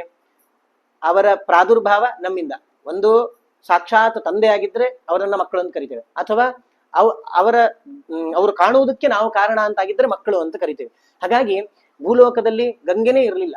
ಅಂತಹ ಭೂಲೋಕದಲ್ಲಿ ಗಂಗೆ ಕಾಣಬೇಕು ಅಂತಂದ್ರೆ ಅದಕ್ಕೆ ಬೇಕಾದ ಪ್ರಯತ್ನ ಪಟ್ಟವನು ನೀನಾದ್ರಿಂದಾಗಿ ಈ ಗಂಗೆ ನಿನ್ನ ಮಗಳಾಗ್ತಾಳೆ. ಭಗೀರಥ ನೀನು, ನಿನ್ನಿಂದಾಗಿ ಗಂಗೆ ಭೂಲೋಕಕ್ಕೆ ಬಂದಿದ್ರಿಂದ ಗಂಗೆಯನ್ನ ಭಾಗೀರಥಿ ಅಂತ ಕರೀಲಿ ಎಲ್ಲರೂ ಅಂತ ಭಾಗೀರಥಿ ಅನ್ನೋ ಹೆಸರಾಯ್ತಂತೆ. ಜನ್ನು ಮಹರ್ಷಿಗಳು ಅವಳನ್ನ ಆಚಮನೆ ಮಾಡಿ ಮತ್ತೆ ಕಿವಿಯಿಂದ ಬಿಟ್ಟಿದ್ರಿಂದ, ಜನ್ನು ಮಹರ್ಷಿಗಳ ಕಿವಿಯಿಂದ ಬಂದಿದ್ದರಿಂದ ಜಾಹ್ನವಿ ಅನ್ನೋ ಹೆಸರಾಯ್ತು. ಈ ರೀತಿ ಇದರೊಟ್ಟಿಗೆ ಗಂಗಾ ತ್ರಿಪಥಗಾ ನಾಮ ದಿವ್ಯ ಭಾಗೀರಥೀತಿ ಚ ತ್ರೀನ್ ಪಥೋ ಭಾವಯಂತೀತಿ ತಸ್ಮಾತ್ ತ್ರಿಪಥಗಾ ಸ್ಮೃತ. ಗಂಗೆ ಕೇವಲ ಸ್ವರ್ಗಲೋಕದ ನದಿ ಅಂತ ಅಷ್ಟೇ ಇತ್ತು.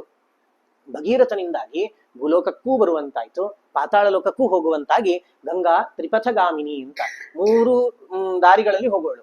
ಸ್ವರ್ಗ ಅಂದ್ರೆ ದೇವಲೋಕ, ಮಧ್ಯ ಭೂಲೋಕ, ಪಾತಾಳ ಲೋಕ, 3 ಲೋಕದಲ್ಲಿಯೂ ಹರಿಯುವ ಏಕೈಕ ನದಿ ಅಂತಂದ್ರೆ ಅದು ಗಂಗೆ ಅಂತ ಹೇಳಿ ಅಂಥ ಕೀರ್ತಿಯನ್ನ ಗಂಗೆಗೆ ತಂದುಕೊಟ್ಟವನು ನೀನು ಅಂತ ಹೇಳಿ ಇಷ್ಟೆಲ್ಲ ಆ ಬ್ರಹ್ಮದೇವರು ಅವನಿಗೆ ಅನುಗ್ರಹ ಮಾಡಿ ಕೊನೆಯದಾಗಿ ವಾಲ್ಮೀಕಿ ಮಹರ್ಷಿಗಳು ಹೇಳ್ತಾರೆ, ಈ ಆಖ್ಯಾನವನ್ನ, ಗಂಗಾವತರಣ ಆಖ್ಯಾನವನ್ನ ಯಾರು ಕೇಳ್ತಾರೋ, ಯಾರು ಓದ್ತಾರಲ್ಲ ಅವ್ರಿಗೇನು ಫಲ ಅಂತಂದ್ರೆ ಧನ್ಯಂ ಯಶಸ್ಯಂ ಆಯುಷ್ಯಂ ಪುತ್ರ್ಯಂ ಸ್ವರ್ಗಮಥಾಪಿಚ ಪ್ರಿಯಂತೆ ಪಿತರಸ್ತಸ್ಯ ಪ್ರಿಯಂತೆ ದೈವತಾಂಚ.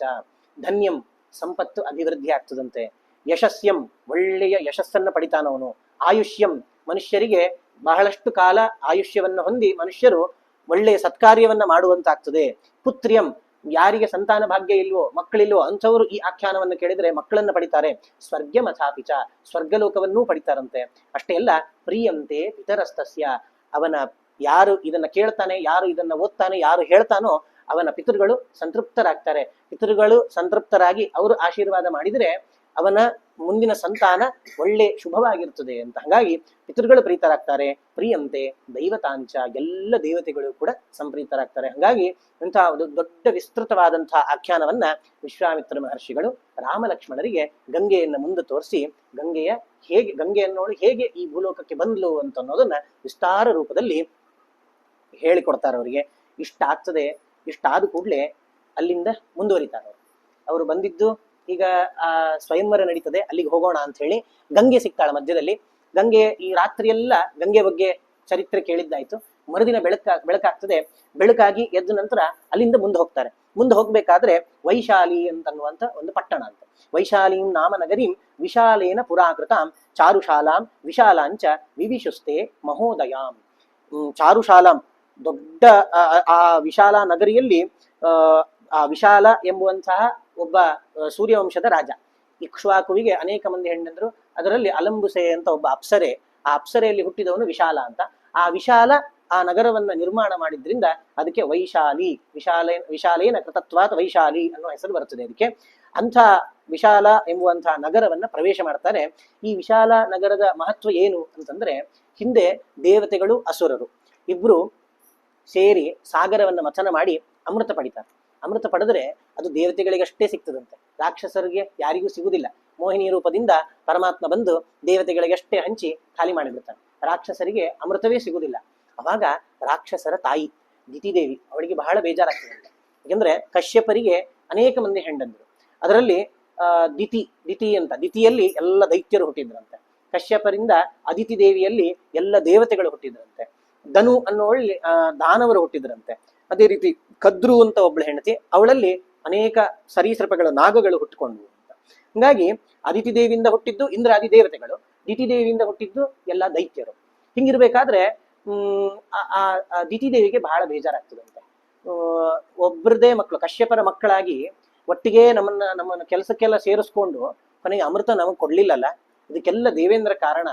ಕಶ್ಯಪರ ಹತ್ರ ಹೋಗಿ ಕೇಳ್ತಾಳಂತೆ, ದೇವೇಂದ್ರನನ್ನ ನಾಶ ಮಾಡುವಂತಹ ಮಕ್ಕಳು ನನಗೆ ಹುಟ್ಟಬೇಕು, ಆ ರೀತಿ ನೀವು ಅನುಗ್ರಹ ಮಾಡಬೇಕು, ದೇವೇಂದ್ರ ಸಾಯ್ಬೇಕು ನನ್ನ ಮಕ್ಕಳಿಂದ ಅಂತ ಹೇಳಿ ಕೇಳಿದಾಗ ಕಶ್ಯಪರು ಹೇಳ್ತಾರಂತೆ, ನೀನು 1000 ವರ್ಷ ವ್ರತ ಮಾಡು, ಆಮೇಲೆ ನೋಡೋಣ ಬೇಕಾದ್ರೆ.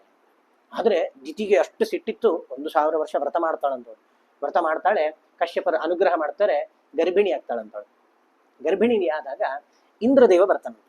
ಇಂದ್ರದೇವ ಬಂದು ನನ್ನ ಚಿಕ್ಕಮ್ಮ ಗರ್ಭಿಣಿ ಆಗಿದ್ದಾಳೆ ಅಂತ ಹೇಳಿ ಅನನ್ಯ ಸೇವೆ ಮಾಡ್ತಾನಂತ. ಎಷ್ಟು ಅಂತಂದ್ರೆ ಅವಳು ಎದ್ದು ಏನು ಕೆಲಸ ಮಾಡ್ಬೇಕು ಎಲ್ಲ ಕೆಲಸವನ್ನ ಅವಳು ಹೇಳು ಮೊದಲೇ ಇವನು ಮಾಡಿ ರೆಡಿ ಇಟ್ಟು ಕೊಡ್ತಿದ್ದ ಇಂದ್ರದೇವ. ಇಷ್ಟಾದಾಗ ಇಂದ್ರನಿಗೆ ಗೊತ್ತಾಗ್ತದೆ, ತನ್ನನ್ನೇ ಸಾಯಿಸುವಂತಹ ಮಗು ಆ ಹೊಟ್ಟೆಯಲ್ಲಿ ಬೆಳೀತಾ ಇದೆ. ಒಂದ್ ಸರ್ತಿ ಇಂದ್ರ ಏನ್ ಮಾಡ್ತಾನೆ, ತನ್ನ ವಜ್ರಾಯುಧ ಹಿಡ್ಕೊಂಡು ಆ ದಿತಿಯ ಗರ್ಭವನ್ನ ಪ್ರವೇಶ ಮಾಡ್ತಾನಂತೆ. ಗರ್ಭವನ್ನ ಪ್ರವೇಶ ಮಾಡಿ ಆ ವಜ್ರಾಯುಧದಿಂದ ಆ ಗರ್ಭಕ್ಕೆ ಏಟ್ ಹಾಕ್ತಾನೆ. ಆ ಗರ್ಭ ಹೊಡೆದಾಗ ಅದು 7 ತುಂಡು, ಹೊಟ್ಟೆ ಒಳಗೇನೆ 7 ತುಂಡಾಗ್ತದಂತೆ. 7 ತುಂಡಾದಾಗ ಆ ಗರ್ಭದ ಒಳಗೇನೆ ಗರ್ಭ ಅಳ್ಳಿಕ್ಕೆ ಪ್ರಾರಂಭ ಮಾಡ್ತದೆ, ಜೋರ್ ಅಳ್ಳಿಕ್ಕೆ ಪ್ರಾರಂಭ ಮಾಡ್ತದೆ. ದಿತಿದೇವಿ ಮಲಗಿದಾಳೆ, ಅಳೋ ಶಬ್ದ ಕೇಳ್ತಾ ಇದೆ. ನೋಡಿದರೆ ಗರ್ಭದೊಳಗೆ ಅಳ್ತಾ ಇರೋದು. ನೋಡಿದರೆ ಇಂದ್ರ ವಜ್ರಾಯುಧದಿಂದ ಹೊಡೆದು ಬಿಟ್ಟಿದ್ದಾನೆ. 7 ಪೀಸ್ ಆಗಿದೆ ಅದು. ಆ 7 ಅಳ್ತಾ ಇವೆ ಅಂತ ಹೇಳಿ ಮತ್ತೆ ಹೊಡಿತಾನಂತವನು. ಆ 7 ಇರೋದು ಇನ್ನೂ 7 ಆಯ್ತು. 7 × 7 ಮಾಡಿದ್ರೆ 49 ಚೂರ ಆಯ್ತದು. ಆ 49 ಚೂರ ಆದ್ಮೇಲೆ ಜೋರ ಅಳ್ಳಿಕ್ಕೆ ಪ್ರಾರಂಭ ಮಾಡಿದ್ವು. ಇಂದ್ರ ಹೇಳ್ತಾನಂತೆ, ಅಳ್ಬೇಡ್ರಿ ಅಂತ. ಅದಿತಿ ದೇವಿ ಹೇಳ್ತಾಳಂತೆ, ಅಳ್ಬೇಡ್ರಿ ಇಂದ್ರ, ನಾನು ಕೇಳಿದ್ದೆ ಇಂದ್ರ ಹಂತ ಬೇಕು ನನಗೆ, ಇಂದ್ರನನ್ನ ಸಾಯಿಸುವ ಮಗ ಬೇಕು ಅಂತ. ಆದ್ರೆ ನೀನು ಅನನ್ಯ ಸೇವೆ ಮಾಡಿಬಿಟ್ಟಿದ್ಯಪ್ಪ ನೀನು. ನನಗೆ ಅಂಥ ಮಗು ಬೇಡ, ಈ ಇರು ಮಗುವನ್ನ ಬಿಟ್ಬಿಡು ಸಾಕು, ಅದನ್ನ ಸಾಯಿಸ್ಲಿಕ್ಕೆ ಅಂತ ಹೋಗಬೇಡ ನೀನು ಅಂತ ಹೇಳಿದಾಗ ಆ ಹೊಟ್ಟೆಯಿಂದ ಇಂದ್ರ ಸಹಿತರಾಗಿ ಆ 49 ಮಂದಿ ಬಂದ್ಬಿಡ್ತಾರಂತ. ಅಂದ್ರೆ ಒಂದೇ ಗರ್ಭ, ಅದನ್ನು ತುಂಡು ಮಾಡಿದಾಗ 49 ಆಯ್ತು. ಆ 49 ಜನ ಸೇರಿ ಇಂದ್ರನೂ ಬಂದಿದ್ರಿಂದ ಇಂದ್ರ ಅದಿತಿ ದೇವಿಯ ಮಗ ಹೌದು, ಆದ್ರೆ ದಿತಿದೇವಿಯ ಮಗನೂ ಹೌದಂತೆ. ಯಾಕೆ? ಗರ್ಭವನ್ನ ಪ್ರವೇಶ ಮಾಡಿ ಇವರೊಟ್ಟಿಗೆ ಬಂದಿದ್ರಿಂದಾಗಿ ದಿತಿದೇವಿಯ ಮಗನೂ ಕೂಡ ಇಂದ್ರ ಆಗ್ತಾನೆ. ಹಂಗಾಗಿ ಕೊನೆಗೆ ಆ 49 ಮಂದಿ ಮರುತ್ ದೇವತೆಗಳು ಅಂತ. ಯಾಕೆ ಮರುತ್ ಅಂದ್ರೆ, ಇಂದ್ರ ಅಲ್ಲಿ ಹೊಡೆದಾಗ ಜೋರು ಅಳ್ಳಿಕ್ಕೆ ಪ್ರಾರಂಭ ಮಾಡಿದ್ರು. ಅಳಬೇಕಾದ್ರೆ ಇಂದ್ರ ಹೇಳಿದ ಮಾರೋದೀಹಿ, ಅಳಬೇಡ್ರಿ ಅಂತ ಹೇಳಿದ್ರಿಂದಾಗಿ ಮರುತ್ ಅಂತ ಹೆಸರಾಯ್ತು ಅವರಿಗೆ. ಅದನ್ನೇ ಮರುದ್ಗಣ ಅಂತ ಕರಿತೇವೆ ನಾವು. 51 ಮರುತಃ ಅಂತ 49 ಮಂದಿ ಮರುತ್ ದೇವತೆಗಳು ಅಂತ. ಇನ್ನು ಹೇಳಬೇಕು ಅಂದ್ರೆ, ದಿತಿಯಲ್ಲಿ ಹುಟ್ಟಿದವರು ಎಲ್ಲರೂ ರಾಕ್ಷಸರೇ, ದೈತ್ಯರೇ ಆದವರು. ಆದ್ರೆ ಮರುದ್ಗಣ ಮಾತ್ರ ಆ ದೇವತೆಗಳ ಗುಂಪಿಗೆ ಸೇರ್ತಾರಂತ. ಹಂಗಾಗಿ ಆ ಮರುದ್ಗಣ ದೇವತೆಗಳ ಗುಂಪಲ್ಲಿ ಸೇರ್ಲಿಕ್ಕೆ ಇಂದ್ರನ ವಿಶೇಷ ಸಹಕಾರ. ಯಾಕೆ? ಇಂದ್ರನೊಟ್ಟಿಗೆ ಅವರು ಹುಟ್ಟಿದ್ರಿಂದಾಗಿ ಅವರು ದೇವತೆಗಳ ಗುಂಪಲ್ಲಿ ಸೇರಿಬಿಡ್ತಾರೆ. ಅಂಥ ದಿತಿದೇವಿಯನ್ನ ಸೇವೆ ಮಾಡಿದ ಊರು ಈ ವಿಶಾಲ ಎಂಬುವಂತಹ ಪಟ್ಟಣ. ಹಂಗಾಗಿ ಅಂಥ ಪಟ್ಟಣಕ್ಕೆ ತಾವು ಬಂದಿದ್ದಾರೆ. ಆ ವಿಶಾಲ ಅನ್ನೋ ಪಟ್ಟಣದಲ್ಲಿ ಈಗ ಒಬ್ಬ ಸುಮತಿ ಅಂತನ್ನುವಂತಹ ಒಬ್ಬ ರಾಜ ಅಲ್ಲಿ ಆಳ್ವಿಕೆ ನಡೆಸ್ತಾ ಇದ್ದಾನೆ. ಬಹಳ ವಿಶಾಲವಾದ ಕಥೆ ಇದೆ ವಿಶಾಲ ಪಟ್ಟಣದ್ದು ಅಂತ ಹೇಳಿ. ನಾವೀಗ ಸ್ವಲ್ಪ ಸಂಕ್ಷಿಪ್ತವಾಗಿ ಮುಂದಿನ ಕಥೆಗಳನ್ನ ನೋಡ್ಬೇಕಾಗಿದೆ. ಈ ಗಂಗಾವತರಣದ ಕಥೆ ಅವಶ್ಯ ಕೇಳಲಿಕ್ಕೆ ಇತ್ತು, ಹಂಗಾಗಿ ಅದಕ್ಕೋಸ್ಕರ ಪ್ರತ್ಯೇಕವಾಗಿ ಫಲಶ್ರುತಿ ಹೇಳಿದ್ದಾರೆ ವಾಲ್ಮೀಕಿ ರಾಮಾಯಣ. ಹಂಗಾಗಿ ಅದನ್ನ ವಿಸ್ತಾರ ರೂಪದಲ್ಲಿ ಹೇಳಬೇಕಾಯ್ತು. ಅಲ್ಲಿಂದ ವಿಶಾಲ ನಗರಿಂದ ಆ ಸುಮತಿ ಅನ್ನೋ ರಾಜನಿಂದಾಗಿ ಸತ್ಕೃತರಾಗಿ ತಾವು ಮುಂದೆ ಬರ್ತಾರಂತೆ. ಮುಂದೆ ಬಂದಾಗ ಮಿಥಿಲಾ ಪಟ್ಟಣಕ್ಕೆ ಪ್ರವೇಶ ಮಾಡ್ತಾರೆ. ಮಿಥಿಲಾ ಪಟ್ಟಣಕ್ಕೆ ಏನು ಪ್ರವೇಶ ಮಾಡಬೇಕು, ಅಷ್ಟೊತ್ತಿಗೆ ಅಲ್ಲೇ ಒಂದು ಎಡಗಡೆ ಒಂದು ಆಶ್ರಮ ಇತ್ತಂತೆ. ಆಶ್ರಮ ಅಂತಂದ್ರೆ ಪೂರ್ತಿ ಪಾಳು ಬಿಟ್ಬಿಟ್ಟಿತ್ತು, ಅಲ್ಲಿ ಇನ್ನೇನು ಇರ್ಲಿಲ್ಲ.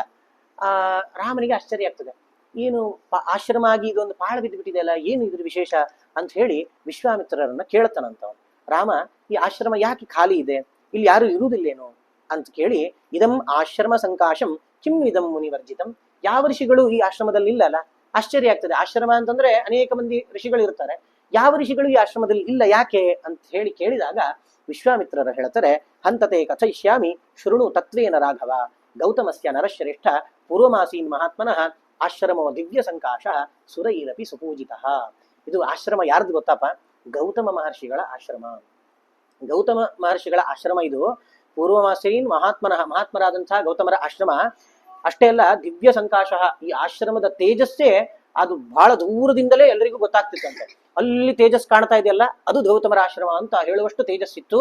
ಅಷ್ಟೇ ಅಲ್ಲ, ಮನುಷ್ಯರು ಪ್ರಾಣಿಗಳು ಬರ್ತಿದ್ದಲ್ಲ ಅಲ್ಲಿ, ಸುರೈರಪಿ ಸುಪೂಜಿತ, ದೇವತೆಗಳೂ ಕೂಡ ಅಲ್ಲಿ ಬಂದು ಆ ಆಶ್ರಮದಲ್ಲಿ ಇದ್ದು ಹೋಗ್ತಿದ್ರು. ಅಂಥ ಅದ್ಭುತವಾದಂತಹ ಆಶ್ರಮ ಆಗಿತ್ತು. ಹಂಗಾದ್ರೆ ಯಾಕೆ ಈಗ ಯಾರೂ ಇಲ್ಲಲ್ಲ ಅಲ್ಲಿ, ಯಾಕೆ ಅಂತಂದಾಗ ಆ ಗೌತಮ ಮಹರ್ಷಿಗಳ ಕಥೆಯನ್ನ ಹೇಳಲಿಕ್ಕೆ ಪ್ರಾರಂಭ ಮಾಡ್ತಾರೆ. ಗೌತಮ ಮಹರ್ಷಿಗೆ ಸುಂದರವಾದಂತಹ ಹೆಂಡತಿ, ಅವಳ ಹೆಸರು ಅಹಲ್ಯೆ ಅಂತ. ಆ ಅಹಲ್ಯೆ ಅತ್ಯಂತ ಸುಂದರಿ ಅಂತ. ಆ ಗೌತಮರನ್ನ ಮದುವೆ ಆಗೋದಕ್ಕಿಂತ ಮೊದಲು ಇಂದ್ರ ಒಂದು ಸರ್ತಿ ಅವಳ ಹತ್ರ ಹೋಗಿ ಕೇಳಿದ್ದಂತೆ, ದೇವೇಂದ್ರ ನಾನೇ ಬಂದಿದ್ದೇನೆ ನಿನ್ನ ಹತ್ರ, ನೀನ್ ನನ್ನನ್ನು ಮದುವೆ ಆಗ್ಬೇಕು ಅಂತ. ಅವಳಿಗೆ ಮನಸ್ಸಿರ್ಲಿಲ್ಲ, ಮದುವೆ ಆಗ್ಲಿಲ್ಲ. ಕೊನೆಗೆ ಗೌತಮರ ಮದುವೆ ಆಗ್ಬೇಕಾಯ್ತು. ಆದ್ರೆ ಇಂದ್ರನಿಗೆ ಒಂದು ಆಸೆ ಇತ್ತಂತೆ. ಆ ಆಸೆಯಿಂದಾಗಿ ಏನ್ ಮಾಡಿದ, ಒಂದು ಸರ್ತಿ ಗೌತಮರು ಬೆಳಿಗ್ಗೆದ್ದು ದಿನಾ ನದಿ ಸ್ನಾನಕ್ಕೆ ಹೋಗ್ತಾರೆ ಅಂತ ಅನ್ನೋದು ಗೊತ್ತು. ಬೆಳಿಗ್ಗೆ ಅರುಣೋದಯ ಕಾಲ, ಕತ್ಲಿರ್ತದೆ, ಆ ಟೈಮಲ್ಲಿ ನದಿ ಸ್ನಾನಕ್ಕೆ ಹೋಗ್ತಾರೆ ಅಂತ ಗೊತ್ತು. ನದಿ ಸ್ನಾನಕ್ಕೆ ಗೌತಮರು ಹೋಗ್ತಾರೆ. ಇಲ್ಲಿಂದ ಇಂದ್ರ ಬಂದಂತೆ, ಗೌತಮರ ವೇಷವನ್ನ ಧರಿಸಿದ. ಹೋಗಿ ಆ ಅಹಲ್ಯೆಯೊಟ್ಟಿಗೆ ತಾನು ಸಮಾಗಮವನ್ನು ಮಾಡಿಬಿಟ್ಟ. ಸಮಾಗಮ ಮಾಡ್ತಾನೆ, ಯಾಕೋ ಇದು ನನ್ನ ಗಂಡ ಅಲ್ಲ ಅಂತ ಅನ್ನೋದು ಅಹಲ್ಯೆಗೆ ಗೊತ್ತಾಗ್ತಾ ಇದೆ ಅಂತೆ. ಆದ್ರೆ ಯಾವುದೋ ದೇವತಾ ಪುರುಷ ಇರಬೇಕು ಅಂತ ಹೇಳಿ ಅಹಲ್ಯನೂ ಸುಮ್ಮನಾಗಿಬಿಟ್ಲಂತೆ. ಅಷ್ಟೊತ್ತಿಗೆ ಸರಿಯಾಗಿ ಗೌತಮರು ಬರ್ತಾರೆ. ಇಲ್ಲಿ ನೋಡಿದ್ರೆ ಎದುರುಗಡೆ ಇನ್ನೊಬ್ಬರು ಗೌತಮರಿದ್ದಾರೆ. ಯಾರು ಅಂತ ನೋಡಿದ್ರೆ ಇಂದ್ರದೇವ ಅಂತ ಗೊತ್ತಾಗ್ತದೆ ಗೌತಮ ಋಷಿಗಳಿಗೆ. ಇಂದ್ರದೇವನಿಗೆ ಗೌತಮ ಮಹರ್ಷಿಗಳು ಶಾಪ ಕೊಟ್ಟು ಬಿಡ್ತಾರಂತೆ. ಗೌತಮೇನೈವ ಮುಕ್ತಸ್ಯ ಸುರೋಷೇಣ ಮಹಾತ್ಮನ ಪೇತತುರ ವೃಷಣವು ಭೂಮೋ ಸಹಸ್ರಾಕ್ಷಸ್ಯ ತತ್ಕ್ಷಣಾತ್. ದೇವೇಂದ್ರ, ಎಂಥ ಕೆಲಸ ಮಾಡಿದಿ ನೀನು. ಉತ್ತಮ ದೇವತೆಯಾಗಿ ಮನುಷ್ಯರ ಸಂಪರ್ಕವನ್ನ ಬೆಳೆಸಬೇಕು ಅಂತ ಅಂದ್ಕೊಂಡಿಯಲ್ಲ ನೀನು, ನಿನ್ನ ವೃಷಣಗಳು ಬಿದ್ದು ಹೋಗ್ಲಿ, ಅಂದ್ರೆ ನಿನಗೆ ಪುರುಷತ್ವವೇ ಹೋಗಿಬಿಡ್ಲಿ ಅಂತ ಹೇಳಿ ಶಾಪ ಕೊಟ್ಟು ಬಿಡ್ತಾರೆ. ಎಂಥ ದೊಡ್ಡ ಶಾಪ. ದೇವೇಂದ್ರ, ಇಡೀ ದೇವರಾಜ್ಯವನ್ನ ನೋಡ್ಕೊಳ್ಳುವನು ದೇವೇಂದ್ರನಿಗೆ ಇಂತಹ ಘೋರ ಶಾಪವನ್ನ ಗೌತಮ ಋಷಿಗಳು ಕೊಟ್ಟು ಬಿಟ್ರು. ಅವನ ಪುರುಷತ್ವ ಹೋಯ್ತಂತೆ. ಅಷ್ಟೇ ಅಲ್ಲ, ಮಾತು ಮುಂದುವರಿಸ್ತಾರವರು, ಅಹಲ್ಯ ನೀನು ಕೂಡ ಈ ಋಷಿಗಳ ಸಹವಾಸ ಮಾಡಿದ್ರಿಂದಾಗಿ ನಿನಗೂ ಶಾಪ ಕೊಡ್ತೇನೆ ಅಂತ ಹೇಳಿ ಶಾಪ ಕೊಡ್ತಾರೆ.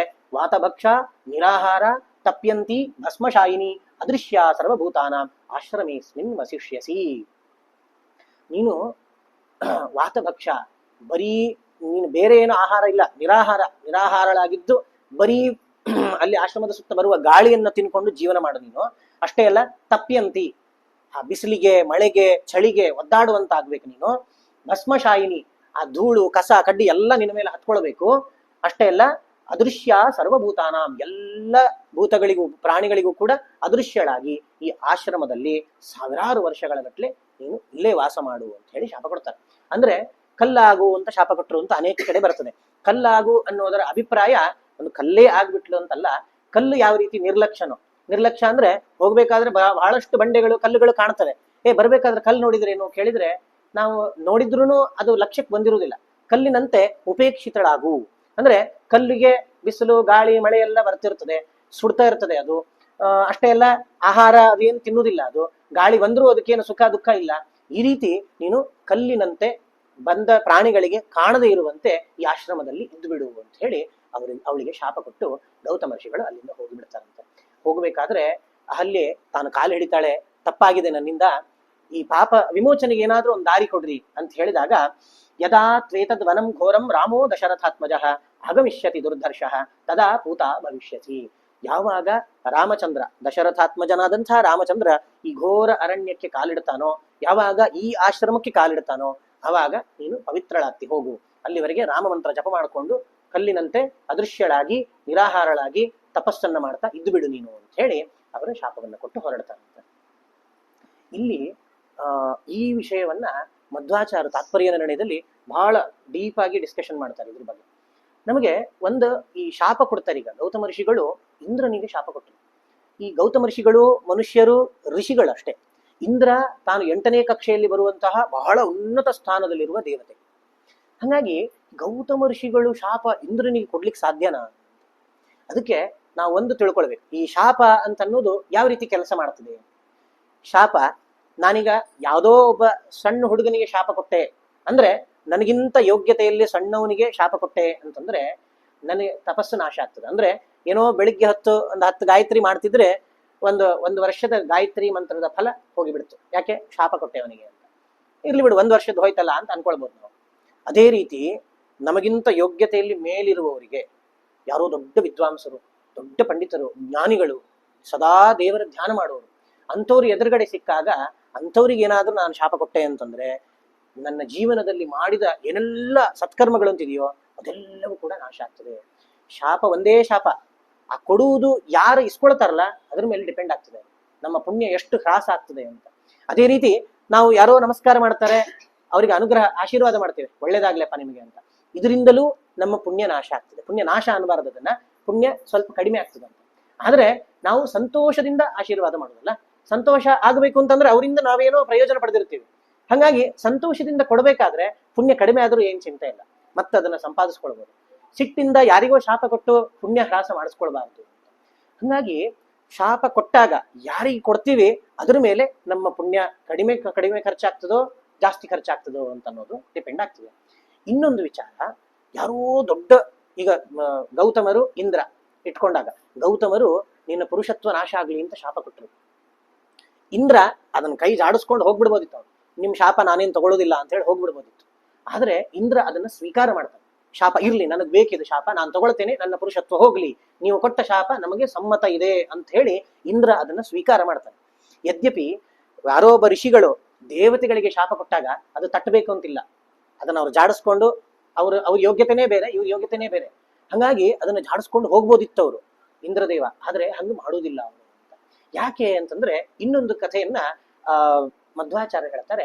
ದೇವರಿಗೆ ಅನೇಕ ಹೆಸರುಗಳು, ಅನೇಕ ಹೆಸರುಗಳಲ್ಲಿ ಒಂದು ಏಧಮಾನದ್ವಿಟ್ ಅಂತ ಹೆಸರು. ಏಧಮಾನದ್ವಿಳು ಭಯಸ್ಯ ರಾಜ ಚೋಷ್ಕು ಯತೆ ಮರುತ ಇಂದ್ರೋ ಮನುಷ್ಯಾನ್ ಅಂತ ಶ್ರುತಿ. ಅದರಲ್ಲಿ ದೇವರಿಗೆ ಅಪರೂಪದ ಹೆಸರು ಏಧಮಾನದ್ವಿಟ್ ಅಂತ. ಇದಕ್ಕೆ ಅರ್ಥ ಏನು ಗೊತ್ತಾ? ಯಾರು ತಮ್ಮ ಯೋಗ್ಯತೆ ಮೀರಿ ಏನಾದ್ರೂ ಮಾಡಿದ್ರೆ ಅದನ್ನ ಸಮ ಮಾಡ್ತಾನೆ, ಯೋಗ್ಯತೆಗೆ ಸರಿಯಾಗಿ ಮಾಡ್ತಾನೆ.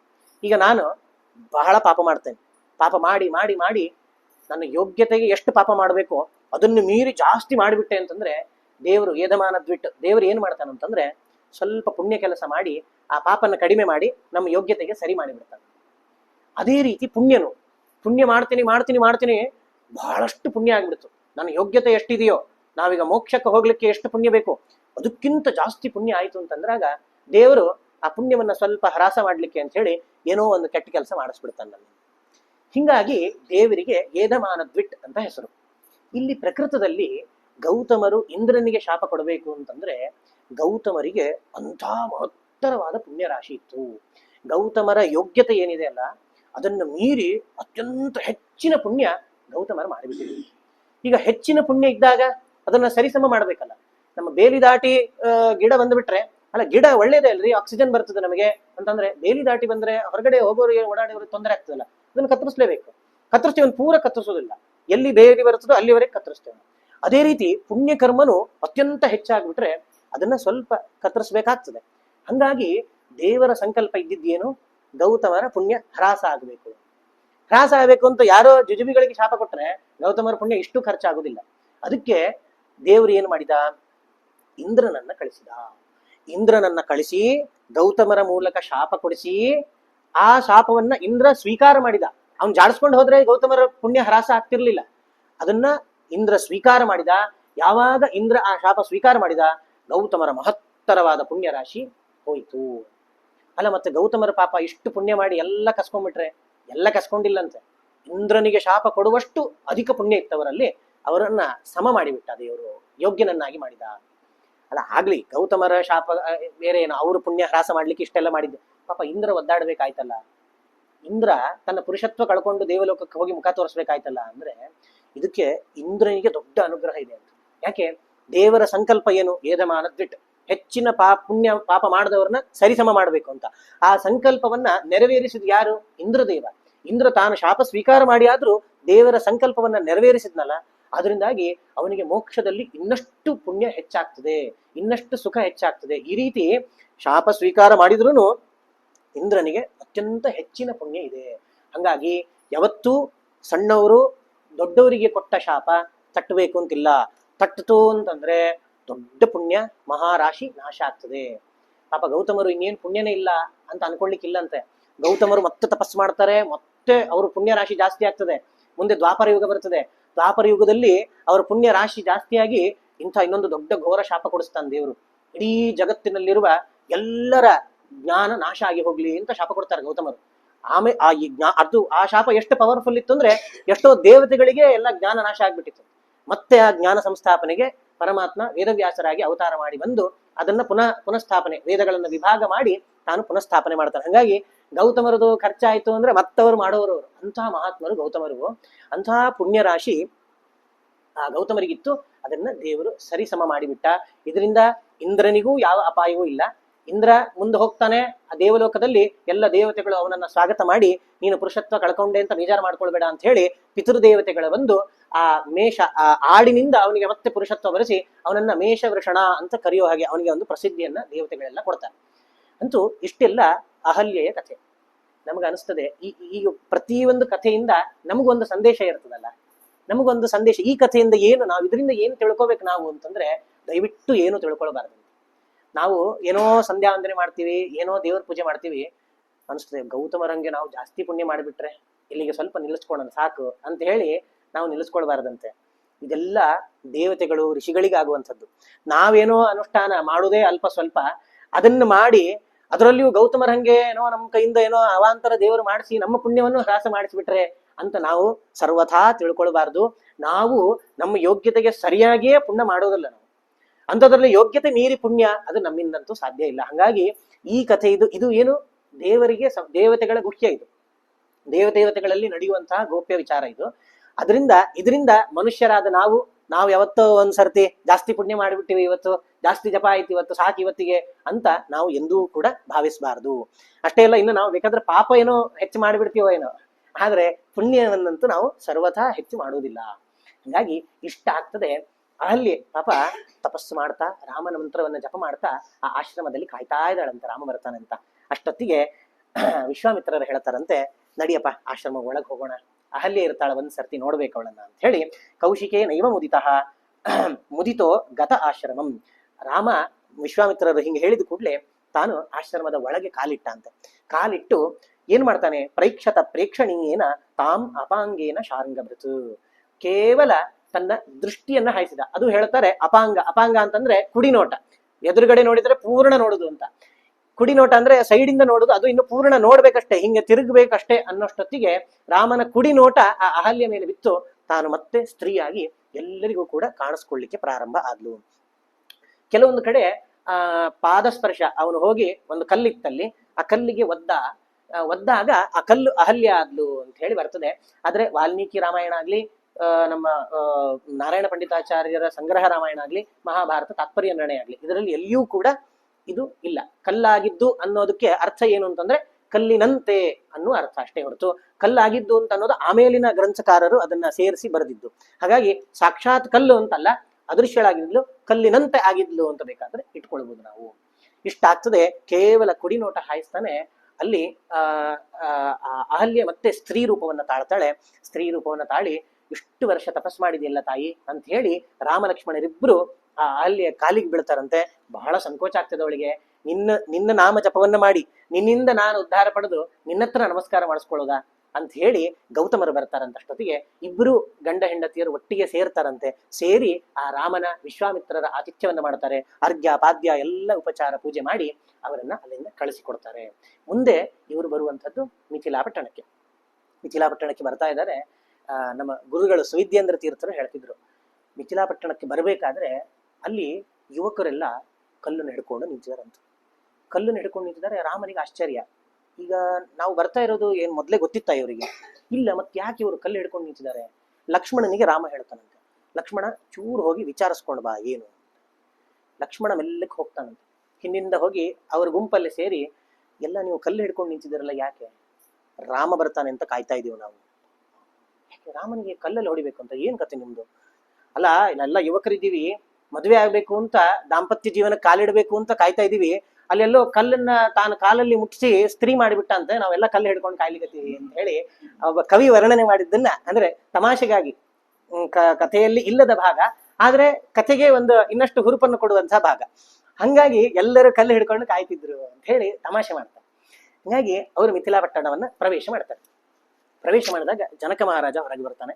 ಅವ್ರನ್ನ ಕೈ ಹಿಡಿದು ವಿಶ್ವಾಮಿತ್ರ ಮಹರ್ಷಿಗಳನ್ನ ಒಳಗೆ ಕರ್ಕೊಂಡು ಹೋಗ್ತಾನೆ.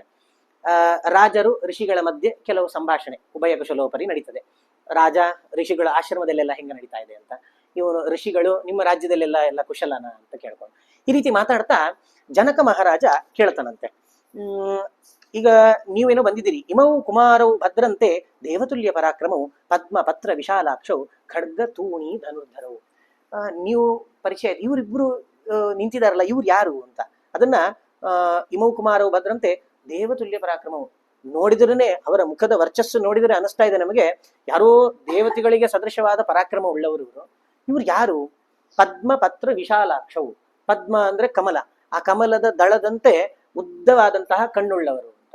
ಅಂತಹ ಕಣ್ಣುಳ್ಳ ಖಡ್ಗ ತೂಣಿ ಧನುರ್ಧರವು, ಖಡ್ಗವನ್ನ ಬಾಣವನ್ನ ಬಿಲ್ಲನ್ನು ಹಿಡಿದಂತಹ ಈ ಇಬ್ಬರು ವೀರರು ಯಾರು ಅಂತ ಕೇಳಿದಾಗ ವಿಶ್ವಾಮಿತ್ರ ಮಹರ್ಷಿಗಳು ಎಲ್ಲ ನಡೆದ ವೃತ್ತಾಂತವನ್ನು ಹೇಳ್ತಾರಂತೆ. ದಶರಥನ ಮಗ ರಾಮ, ಇವನು ಲಕ್ಷ್ಮಣ, ಇವರು ನನ್ನೊಟ್ಟಿಗೆ ಸಿದ್ಧಾಶ್ರಮಕ್ಕೆ ಬಂದು ನಮ್ಮ ಯಜ್ಞವನ್ನ ರಕ್ಷಣೆ ಮಾಡಿದವರು, ಅಸುರರನ್ನು ಕೊಂದರು, ಎಷ್ಟು ಚೆನ್ನಾಗಿ ಕೊಂದ್ರು ಗೊತ್ತಾ ಅಂತ ಹೇಳಿ ಎಲ್ಲ ನಡೆದ ವೃತ್ತಾಂತವನ್ನ ಹೇಳಿ, ಇಲ್ಲೇ ಬರ್ಬೇಕಾದ್ರೆ ನಾವು ಆ ಗೌತಮರ ಆಶ್ರಮಕ್ಕೆ ಹೋಗಿದ್ವಿ. ಅಹಲ್ಯೆ ಗೌತಮರಿಬ್ಬರು ಕೂಡ ಬಹಳ ಪ್ರೀತಿಯಿಂದ ನಮಗೆ ಸತ್ಕಾರ ಮಾಡಿದ್ರು ಅಂತ ಹೇಳ್ತಾರೆ. ಅಷ್ಟೊತ್ತಿಗೆ ಅಲ್ಲಿ ಶತಾನಂದ ಮಹರ್ಷಿಗಳಿದ್ರು. ಅವರು ಕಿವಿ ಚುರುಕಾಗ್ತದಂತೆ. ಈ ಶತಾನಂದರು ಯಾರು ಅಂತಂದ್ರೆ ಗೌತಮ ಅಹಲ್ಯೆಯರ ಮಗ. ಅಹಲ್ಯೆ ನನ್ನ ತಾಯಿ ಮತ್ತೆ ಬಂದಿದ್ದಾಳೆ ಅಂತ ಗೊತ್ತಾಗಿ ಬಹಳ ಸಂತೋಷ ಆಗ್ತದಂತೆ. ಆ ಶತಾನಂದರು ಜನಕನ ಕುಲಪುರೋಹಿತರು. ದಶರಥನಿಗೆ ವಸಿಷ್ಠರ ಹೆಂಗೋ ಜನಕ ಮಹಾರಾಜನಿಗೆ ಶತಾನಂದರು. ಅವನಿಗೆ ಬಹಳ ಸಂತೋಷ ಆಗ್ತದಂತೆ ರಾಮನನ್ನು ನೋಡಿ. ಗೌತಮಸ್ಯ ಸುತೋ ಜ್ಯೇಷ್ಠ ತಪಸಾ ದ್ಯೋತಿತ ಪ್ರಭಾ, ಒಳ್ಳೆ ತಪಸ್ಸನ್ನ ಮಾಡಿ ಮುಖದಲ್ಲಿ ಒಳ್ಳೆ ವರ್ಚಸ್ಸಿತ್ತಂತವರಿಗೆ. ಅವರು ರಾಮ ಸಂದರ್ಶನಾದೇವ ಪರಂ ವಿಸ್ಮಯಮಾಗತಃ, ರಾಮ ಲಕ್ಷ್ಮಣರನ್ನ ನೋಡಿ ಅತ್ಯಂತ ಸಂತುಷ್ಟರಾದಂತೆ. ನನ್ನ ತಾಯಿಯನ್ನ ಮತ್ತೆ ನನ್ನ ತಾಯಿಗೆ ಎರಡನೇ ಜೀವನವನ್ನ ಕೊಟ್ಟವರು ಅಂತ ಹೇಳಿ ಬಹಳಷ್ಟು ಸಂತೋಷವನ್ನ ಪಡ್ತಾರೆ. ಸಂತೋಷವನ್ನ ಪಟ್ಟು ಆವತ್ತಿನ ದಿನ ರಾತ್ರಿಯನ್ನ ಆ ಮಿಥಿಲಾ ಪಟ್ಟಣದಲ್ಲಿ ತಾವು ತಂಗುತ್ತಾರೆ. ಮಿಥಿಲಾ ಪಟ್ಟಣದಲ್ಲಿ ತಂಗಬೇಕಾದ್ರೆ ಶತಾನಂದರಿಗೆ ಬಹಳಷ್ಟು ಪ್ರೀತಿ ಇತ್ತು. ಹಾಗಾಗಿ ರಾಮ ಲಕ್ಷ್ಮಣರನ್ನ ಕೂಡಿಸ್ಕೊಂಡು ಅವರು ಬಹಳಷ್ಟೊತ್ತು ಮಾತಾಡ್ತಾರೆ. ಮಾತಾಡ್ತಾ ಈ ವಿಶ್ವಾಮಿತ್ರರು ಅವ್ರ ಬಗ್ಗೆ ಏನು ಗೊತ್ತಿಲ್ಲಲ್ಲ ನಮಗೆ ಅಂತ ಹೇಳಿ ವಿಶ್ವಾಮಿತ್ರರ ಬಗ್ಗೆ ರಾಮ ಲಕ್ಷ್ಮಣರು ಕೇಳ್ತಾರೆ. ಇಷ್ಟು ದಿವಸ ಇದ್ವಿ, ಅವರನ್ನೇ ಕೇಳಿದ್ರೆ ಸಂಕೋಚ ಆಗ್ತದೇನೋ ಅವ್ರಿಗೆ ಹೇಳ್ಕೊಳ್ಳಿಕ್ಕೆ. ಅದಕ್ಕೆ ಈ ಶತಾನಂದರನ್ನ ರಾಮ ಲಕ್ಷ್ಮಣರು ಕೇಳ್ತಾ ಇದ್ದಾರೆ. ಶತಾನಂದರು ವಿಶ್ವಾಮಿತ್ರರ ಬಗ್ಗೆ ಹೇಳಲಿಕ್ಕೆ ಪ್ರಾರಂಭ ಮಾಡ್ತಾರೆ. ಈ ವಿಶ್ವಾಮಿತ್ರರು ಹಿಂದೆ ಒಬ್ಬ ಗಾಧಿ ಅಂತ ರಾಜ, ಆ ಗಾಧಿ ರಾಜನ ಮಗನಾಗಿ ಚಂದ್ರವಂಶದಲ್ಲಿ ಹುಟ್ಟಿದವರು. ಅವಾಗ ಕೌಶಿಕ ಅಂತ ಹೆಸರು. ಆ ಗಾಧಿಗೆ ಕುಶಿಕ ಅಂತ ಹೆಸರಿತ್ತು. ಅವನ ಮಗ ಆದ್ರಿಂದಾಗಿ ಈ ವಿಶ್ವಾಮಿತ್ರರಿಗೆ ಕೌಶಿಕ ಅಂತ ಹೆಸರು. ರಾಜ್ಯವನ್ನೆಲ್ಲ ಪಾಲನೆ ಮಾಡ್ತಾ ಇದ್ರು. ಅವಾಗೆಲ್ಲ ಕಾಡಿಗೆ ಸೈನ್ಯ ಸಮೇತ ಕಾಡಿಗೆ ಹೋಗೋದಂತೆ. ಯಾಕೆ ಅಂತಂದ್ರೆ ಕಾಡಲ್ಲಿ ಎಲ್ಲರೂ ಋಷಿಗಳು ಎಲ್ಲ ಆರಾಮಿದಾರೋ ಇಲ್ಲೋ ನೋಡ್ಕೊಂಡು ಬರ್ಬೇಕಲ್ಲ. ನಾವು ನಾಡಿನ ಪ್ರಜೆಗಳನ್ನಂತೂ ನೋಡ್ತೀವಿ. ಕಾಡಲ್ಲಿ ಎಲ್ಲ ಯಜ್ಞಗಳು ಎಲ್ಲ ಸರಿ ನಡೀತಿದೇನೋ ಇಲ್ಲೋ ಅಂತ ಹೇಳಿ ನೋಡ್ಲಿಕ್ಕೆ ಈ ಕೌಶಿಕ ರಾಜ ತನ್ನ ದೊಡ್ಡ ಚತುರಂಗ ಸೈನ್ಯವನ್ನ ತಗೊಂಡು ಕಾಡಿಗೆ ಹೊರಡ್ತಾನೆ. ಅಂದ್ರೆ ಸೈನ್ಯ ತಗೊಂಡು ಹೋಗೋದು ಯಾಕೆಂದ್ರೆ ಹೋದ್ರೆ ಒಂದ್ ವಾರ ಅಲ್ಲೇ ಕಾಡಲ್ಲಿ ಎಲ್ಲ ಆಶ್ರಮ ಎಲ್ಲೆಲ್ಲೇ ಅವ್ರವ್ರ ಜಾಗ ಯಾವ್ದಿದೆ ಎಲ್ಲ ನೋಡ್ಕೊಂಡು ಬರುವುದು ಅಂತ. ಒಂದೊಂದೇ ದಿನ ಕಳೀತಾ ಇತ್ತು. ಒಂದ್ ಸರ್ತಿ ಅವ್ರು ಏನ್ ಮಾಡಿದ್ರು ಅಂತಂದ್ರೆ ವಸಿಷ್ಠ ಮಹರ್ಷಿಗಳ ಆಶ್ರಮಕ್ಕೆ ಬಂದ್ರು. ಅಲ್ಲಿ ಕಾಡಲ್ಲಿ ವಸಿಷ್ಠ ಮಹರ್ಷಿಗಳ ಆಶ್ರಮಕ್ಕೆ ಬರ್ತಾರೆ. ಬಂದಾಗ ಬಹಳ ಆನಂದ ಆಗ್ತದಂತೆ ಕೌಶಿಕನಿಗೆ. ಏನದು ಆಶ್ರಮ, ಎಷ್ಟು ಚೆನ್ನಾಗಿದೆ ಅಲ್ಲ ಇದು. ಎಲ್ಲ ಪ್ರಾಣಿಗಳು, ಕ್ರೂರ ಪ್ರಾಣಿಗಳು, ಸಾಧು ಪ್ರಾಣಿಗಳು ಎಲ್ಲ ಒಟ್ಟಿಗೆ ಇದ್ದಾವೆ ಇಲ್ಲಿ. ಒಟ್ಟಿಗೆ ಇರುವುದು, ವಿರುದ್ಧ ಧರ್ಮಗಳು ಒಟ್ಟಿಗೆ ಇದ್ದುದು ನಾವು ನೋಡಿಲ್ಲ. ಎಲ್ಲ ಒಟ್ಟಿಗೆ ಇದ್ದಾವೆ. ಪುಷ್ಪ ಫಲಗಳು ಬೇಕಾದಿದೆ ಅಲ್ಲ ಇಲ್ಲಿ, ರಾಜವೈಭೋಗನೇ ಇದೆ ಅಲ್ಲ ಈ ಆಶ್ರಮ ಅಂತ ಹೇಳಿ ಬಹಳ ಸಂತೋಷ ಆಗ್ತದಂತೆ. ಆಶ್ರಮದ ಒಳಗೆ ಪ್ರವೇಶ ಮಾಡ್ತಾರೆ. ವಸಿಷ್ಠ ಮಹರ್ಷಿಗಳು ಹೊರಗೆ ಬರ್ತಾರಂತೆ. ವಸಿಷ್ಠ ಮಹರ್ಷಿಗಳು ಬಂದು, ದೇಶದ ರಾಜ ಬಂದಿದ್ದಾನೆ ಕೌಶಿಕ ರಾಜ, ಅವನನ್ನ ಬರಮಾಡ್ಕೊಂಡು ಸ್ವಾಗತ ಮಾಡಿಸಿ ಕೂಡಿಸಿ ಅವನಿಗೆ ಬೇಕಾದ ಅರ್ಘ್ಯಪಾದ್ಯಗಳನ್ನೆಲ್ಲ ಕೊಟ್ಟು ಹೇಳ್ತಾರಂತೆ, ಇವತ್ತು ಮಧ್ಯಾಹ್ನ ಆಗಿದೆ, ಬಂದಿದ್ದು ನೀವು 12 ಗಂಟೆ ಆಗಿದೆ, ನೀವು ಊಟ ಮಾಡ್ಕೊಂಡು ಹೋಗ್ಬೇಕು ಅಂತ. ಅವ್ರು ಹೇಳ್ತಾರಂತೆ, ಇಲ್ಲ ಬಹಳಷ್ಟು ಮಂದಿ ಇದ್ದೀವಿ ನಾವು, ಏನ್ ತೊಂದರೆ ಇಲ್ಲ, ನಾವು ವ್ಯವಸ್ಥೆ ಮಾಡ್ತೀವಿ ಅಂತ ಹೇಳಿದ್ರಂತೆ. ಹೇಳಿ 15 ನಿಮಿಷಕ್ಕೆ ಎಲೆ ಹಾಕಿಬಿಟ್ಟಿದ್ದಾರೆ. ಕೌಶಿಕನಿಗೆ ಆಶ್ಚರ್ಯ ಅಲ್ಲ, ನಾವು ಈ ಅನಿರೀಕ್ಷಿತ ಬಂದಿವಿ, ಇಲ್ಲಿ ಮೊದಲೇ ಪ್ಲಾನ್ ಮಾಡಿ ಬಂದಿದ್ರೆ ಎಲ್ಲ ರೆಡಿ ಮಾಡಿ ಇಡ್ತಿದ್ರಂತ. ನೀವು ಎಲೆ ಹಾಕ್ಬಿಟ್ಲಿಕ್ಕಲ್ಲ, ನೋಡೋಣ ಕೂತ್ರು ಯಾಕೆ ಅಂತಂದ್ರೆ ಅನ್ಕೊಂಡ್ರೆ ಹಣ್ಣು ಹಂಪಲು ಗೆಡ್ಡೆ ಗೆಣಸು ಅದೇ ಇರ್ತದೆ ಪಾಪ ಋಷಿಗಳು, ಅದೇನು ಮೊದಲೇ ರೆಡಿ ಇರ್ತದೇನೋ, ಬೇಯಿಸಿಟ್ಟಿದ್ರು ಏನೋ. ಕೂತ್ರಂತೆ. ಆಶ್ಚರ್ಯವೋ ಆಶ್ಚರ್ಯ, ಊಟದಲ್ಲಿ ಅನೇಕ ಭಕ್ಷ್ಯಗಳಂತೆ, ನೋಡಿ ಆಶ್ಚರ್ಯಾಗಿ ನಮ್ಮ ರಾಜ್ಯದಲ್ಲಿ ಬಂದವರಿಗೆ ಇಂಥ ಸತ್ಕಾರ ಮಾಡ್ಲಿಕ್ಕೆ ಆಗುದಿಲ್ಲ ನಮ್ಮ ಕೈಯಿಂದ. ಈ ವಸಿಷ್ಠರು ಕಾಡು ಅದು ಎಷ್ಟೋ ಕಿಲೋಮೀಟರ್ ಗಟ್ಟಲೆ ಹೋದ್ರು ಏನೂ ಸಿಗುದಿಲ್ಲ, ಅಂತಹ ಕಾಡಲ್ಲಿ ಸ್ವೀಟ್ಸ್ ಎಲ್ಲ ಹೆಂಗ್ ಮಾಡಿಸಿದ್ರು ಇವರು ಅಂತ ಹೇಳಿ ಬಹಳ ಆಶ್ಚರ್ಯ ಆಗ್ತದೆ. ಅದು ಒಬ್ಬನಿಗಲ್ಲ, ಇಡೀ ತನ್ನ ಚದುರಂಗ ಸೈನ್ಯಕ್ಕೆ ಹಾಕಿ ಹೊಟ್ಟೆ ತುಂಬುವಂಗೆ ಎಲ್ಲರಿಗೂ ಬಡಿಸ್ಬಿಟ್ರಂತೆ. ಕೌಶಿಕ ಹೊರಡುವ ಸಂದರ್ಭ ಬಂತು, ಕೇಳಿದಂತೆ, ಬಹಳ ಬಹಳ ಆಶ್ಚರ್ಯ ಆಯ್ತು ವಸಿಷ್ಠರೇ, ನನಗೆ ಬಹಳ ಸಂತೋಷ ಆಯ್ತು. ಇಂಥ ಊಟ ನಮ್ಮ ರಾಜಭವನದಲ್ಲಿ ನಾನು ಮಾಡಿರ್ಲಿಲ್ಲ, ಇದು ಹೇಗೆ ಸಾಧ್ಯ? ಅದನ್ನು ಇಷ್ಟು ಜಲ್ದಿ ಅಡಿಕೆಯಲ್ಲೇ ಮಾಡೋರು ಹೆಂಗೆ ಹೆಂಗೆ ವ್ಯವಸ್ಥೆ ಹೇಗೆ ನಿಮ್ಗೆ ಅಂತ ಕೇಳಿದಾಗ ವಸಿಷ್ಠ ಮಹರ್ಷಿಗಳು ಹೇಳ್ತಾರಂತೆ, ಇಲ್ಲ, ನನ್ನ ಹತ್ರ ಒಂದು ಕಾಮಧೇನು ಇದೆ.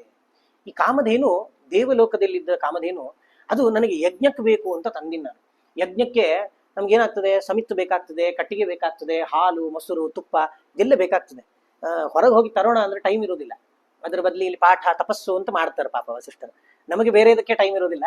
ಅಂತೂ ಈ ಕಾಮಧೇನು ಅಂತ ಅದನ್ನ ಇಟ್ಕೊಂಡ್ಬಿಟ್ಟಿನಿ ನಾನು. ಯಜ್ಞಕ್ಕೆ ಏನು ಬೇಕೋ ಎಲ್ಲವನ್ನೂ ಕೊಡ್ತದೆ. ನೀವು ಇವತ್ತು ಬಂದ್ರಿ, ನಮಗೊಂದು ದೊಡ್ಡ ಯಜ್ಞವೇ ಆದಂಗೆ ಆಯ್ತು. ಇಷ್ಟು ಜನರಿಗೆ ನಾವು ಊಟ ಹಾಕಿದ ಪುಣ್ಯ ಬರ್ತದೆ, ಹಾಗಾಗಿ ಇದನ್ನು ಯಜ್ಞ ಅಂತ ಹೇಳಿ ಬೇಕಾದನ್ನ ಬಯಸಿದ್ದನ್ನೆಲ್ಲ ಕೊಡ್ತದೋ, ಹಾಗಾಗಿ ನಾವೆಲ್ಲ ಬಳಸಿದ್ವಿ ಅಂತ. ಕೌಶಿಕನಿಗೆ ಅದರ ಮೇಲೆ ಕಣ್ಣು ಬಿತ್ತಂತೆ. ಅವನು ಹೇಳಿದ, ಭಾರ ಈ ಹಸು ಇದೆಯಲ್ಲ, ಇದನ್ನ ಈ ಆಶ್ರಮದಲ್ಲಿ ಇರುವುದಕ್ಕಿಂತ ನಮ್ಮ ರಾಜ್ಯದಲ್ಲಿದ್ರೆ ಚಲೋ ಅಲ್ಲ.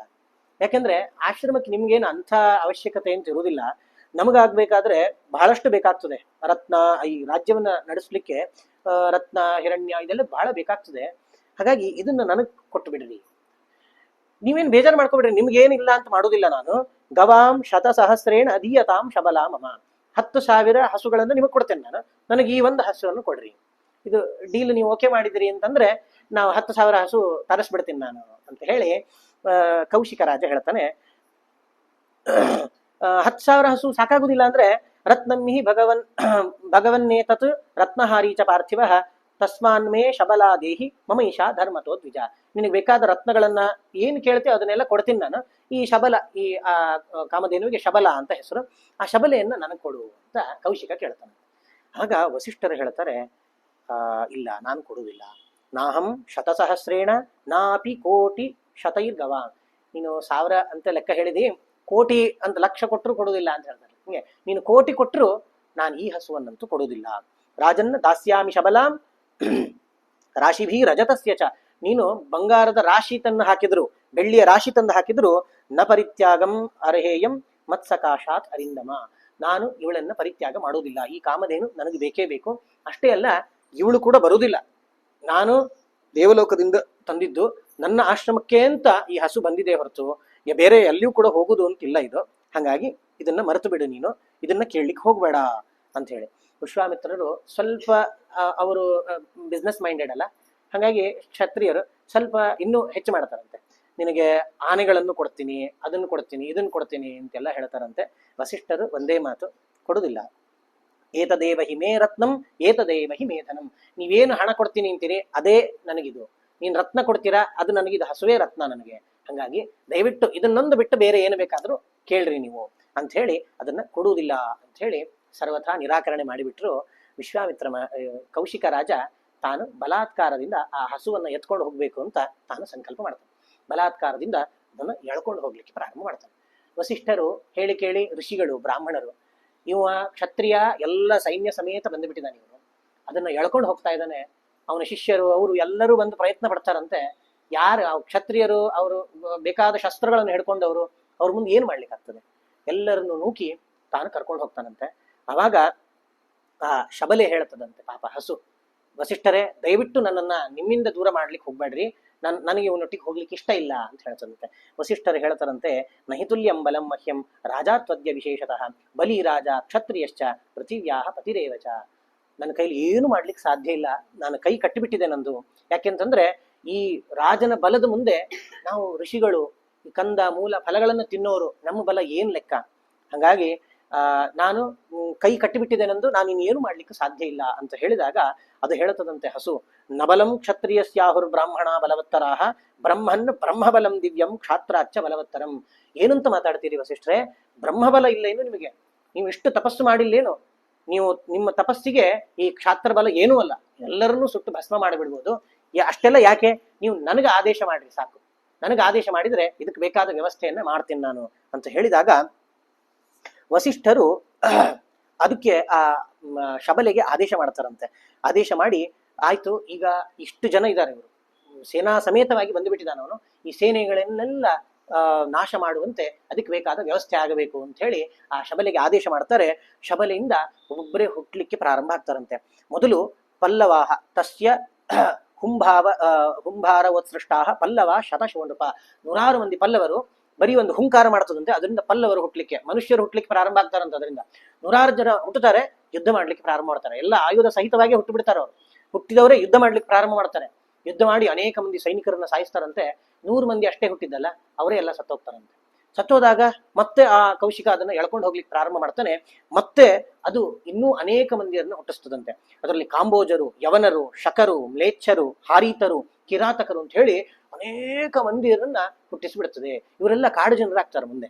ಈ ಕಾಡು ಜನರು ಅಂತಂದ್ರೆ ಆ ಕಾಡಲ್ಲೇ ಇದ್ದು ತಾವು ಯಾವ ರೀತಿ ಸರ್ವೈವ್ ಆಗ್ಬೇಕು ಅಂತ ಕಲ್ತ್ಕೊಂಡವ್ರು.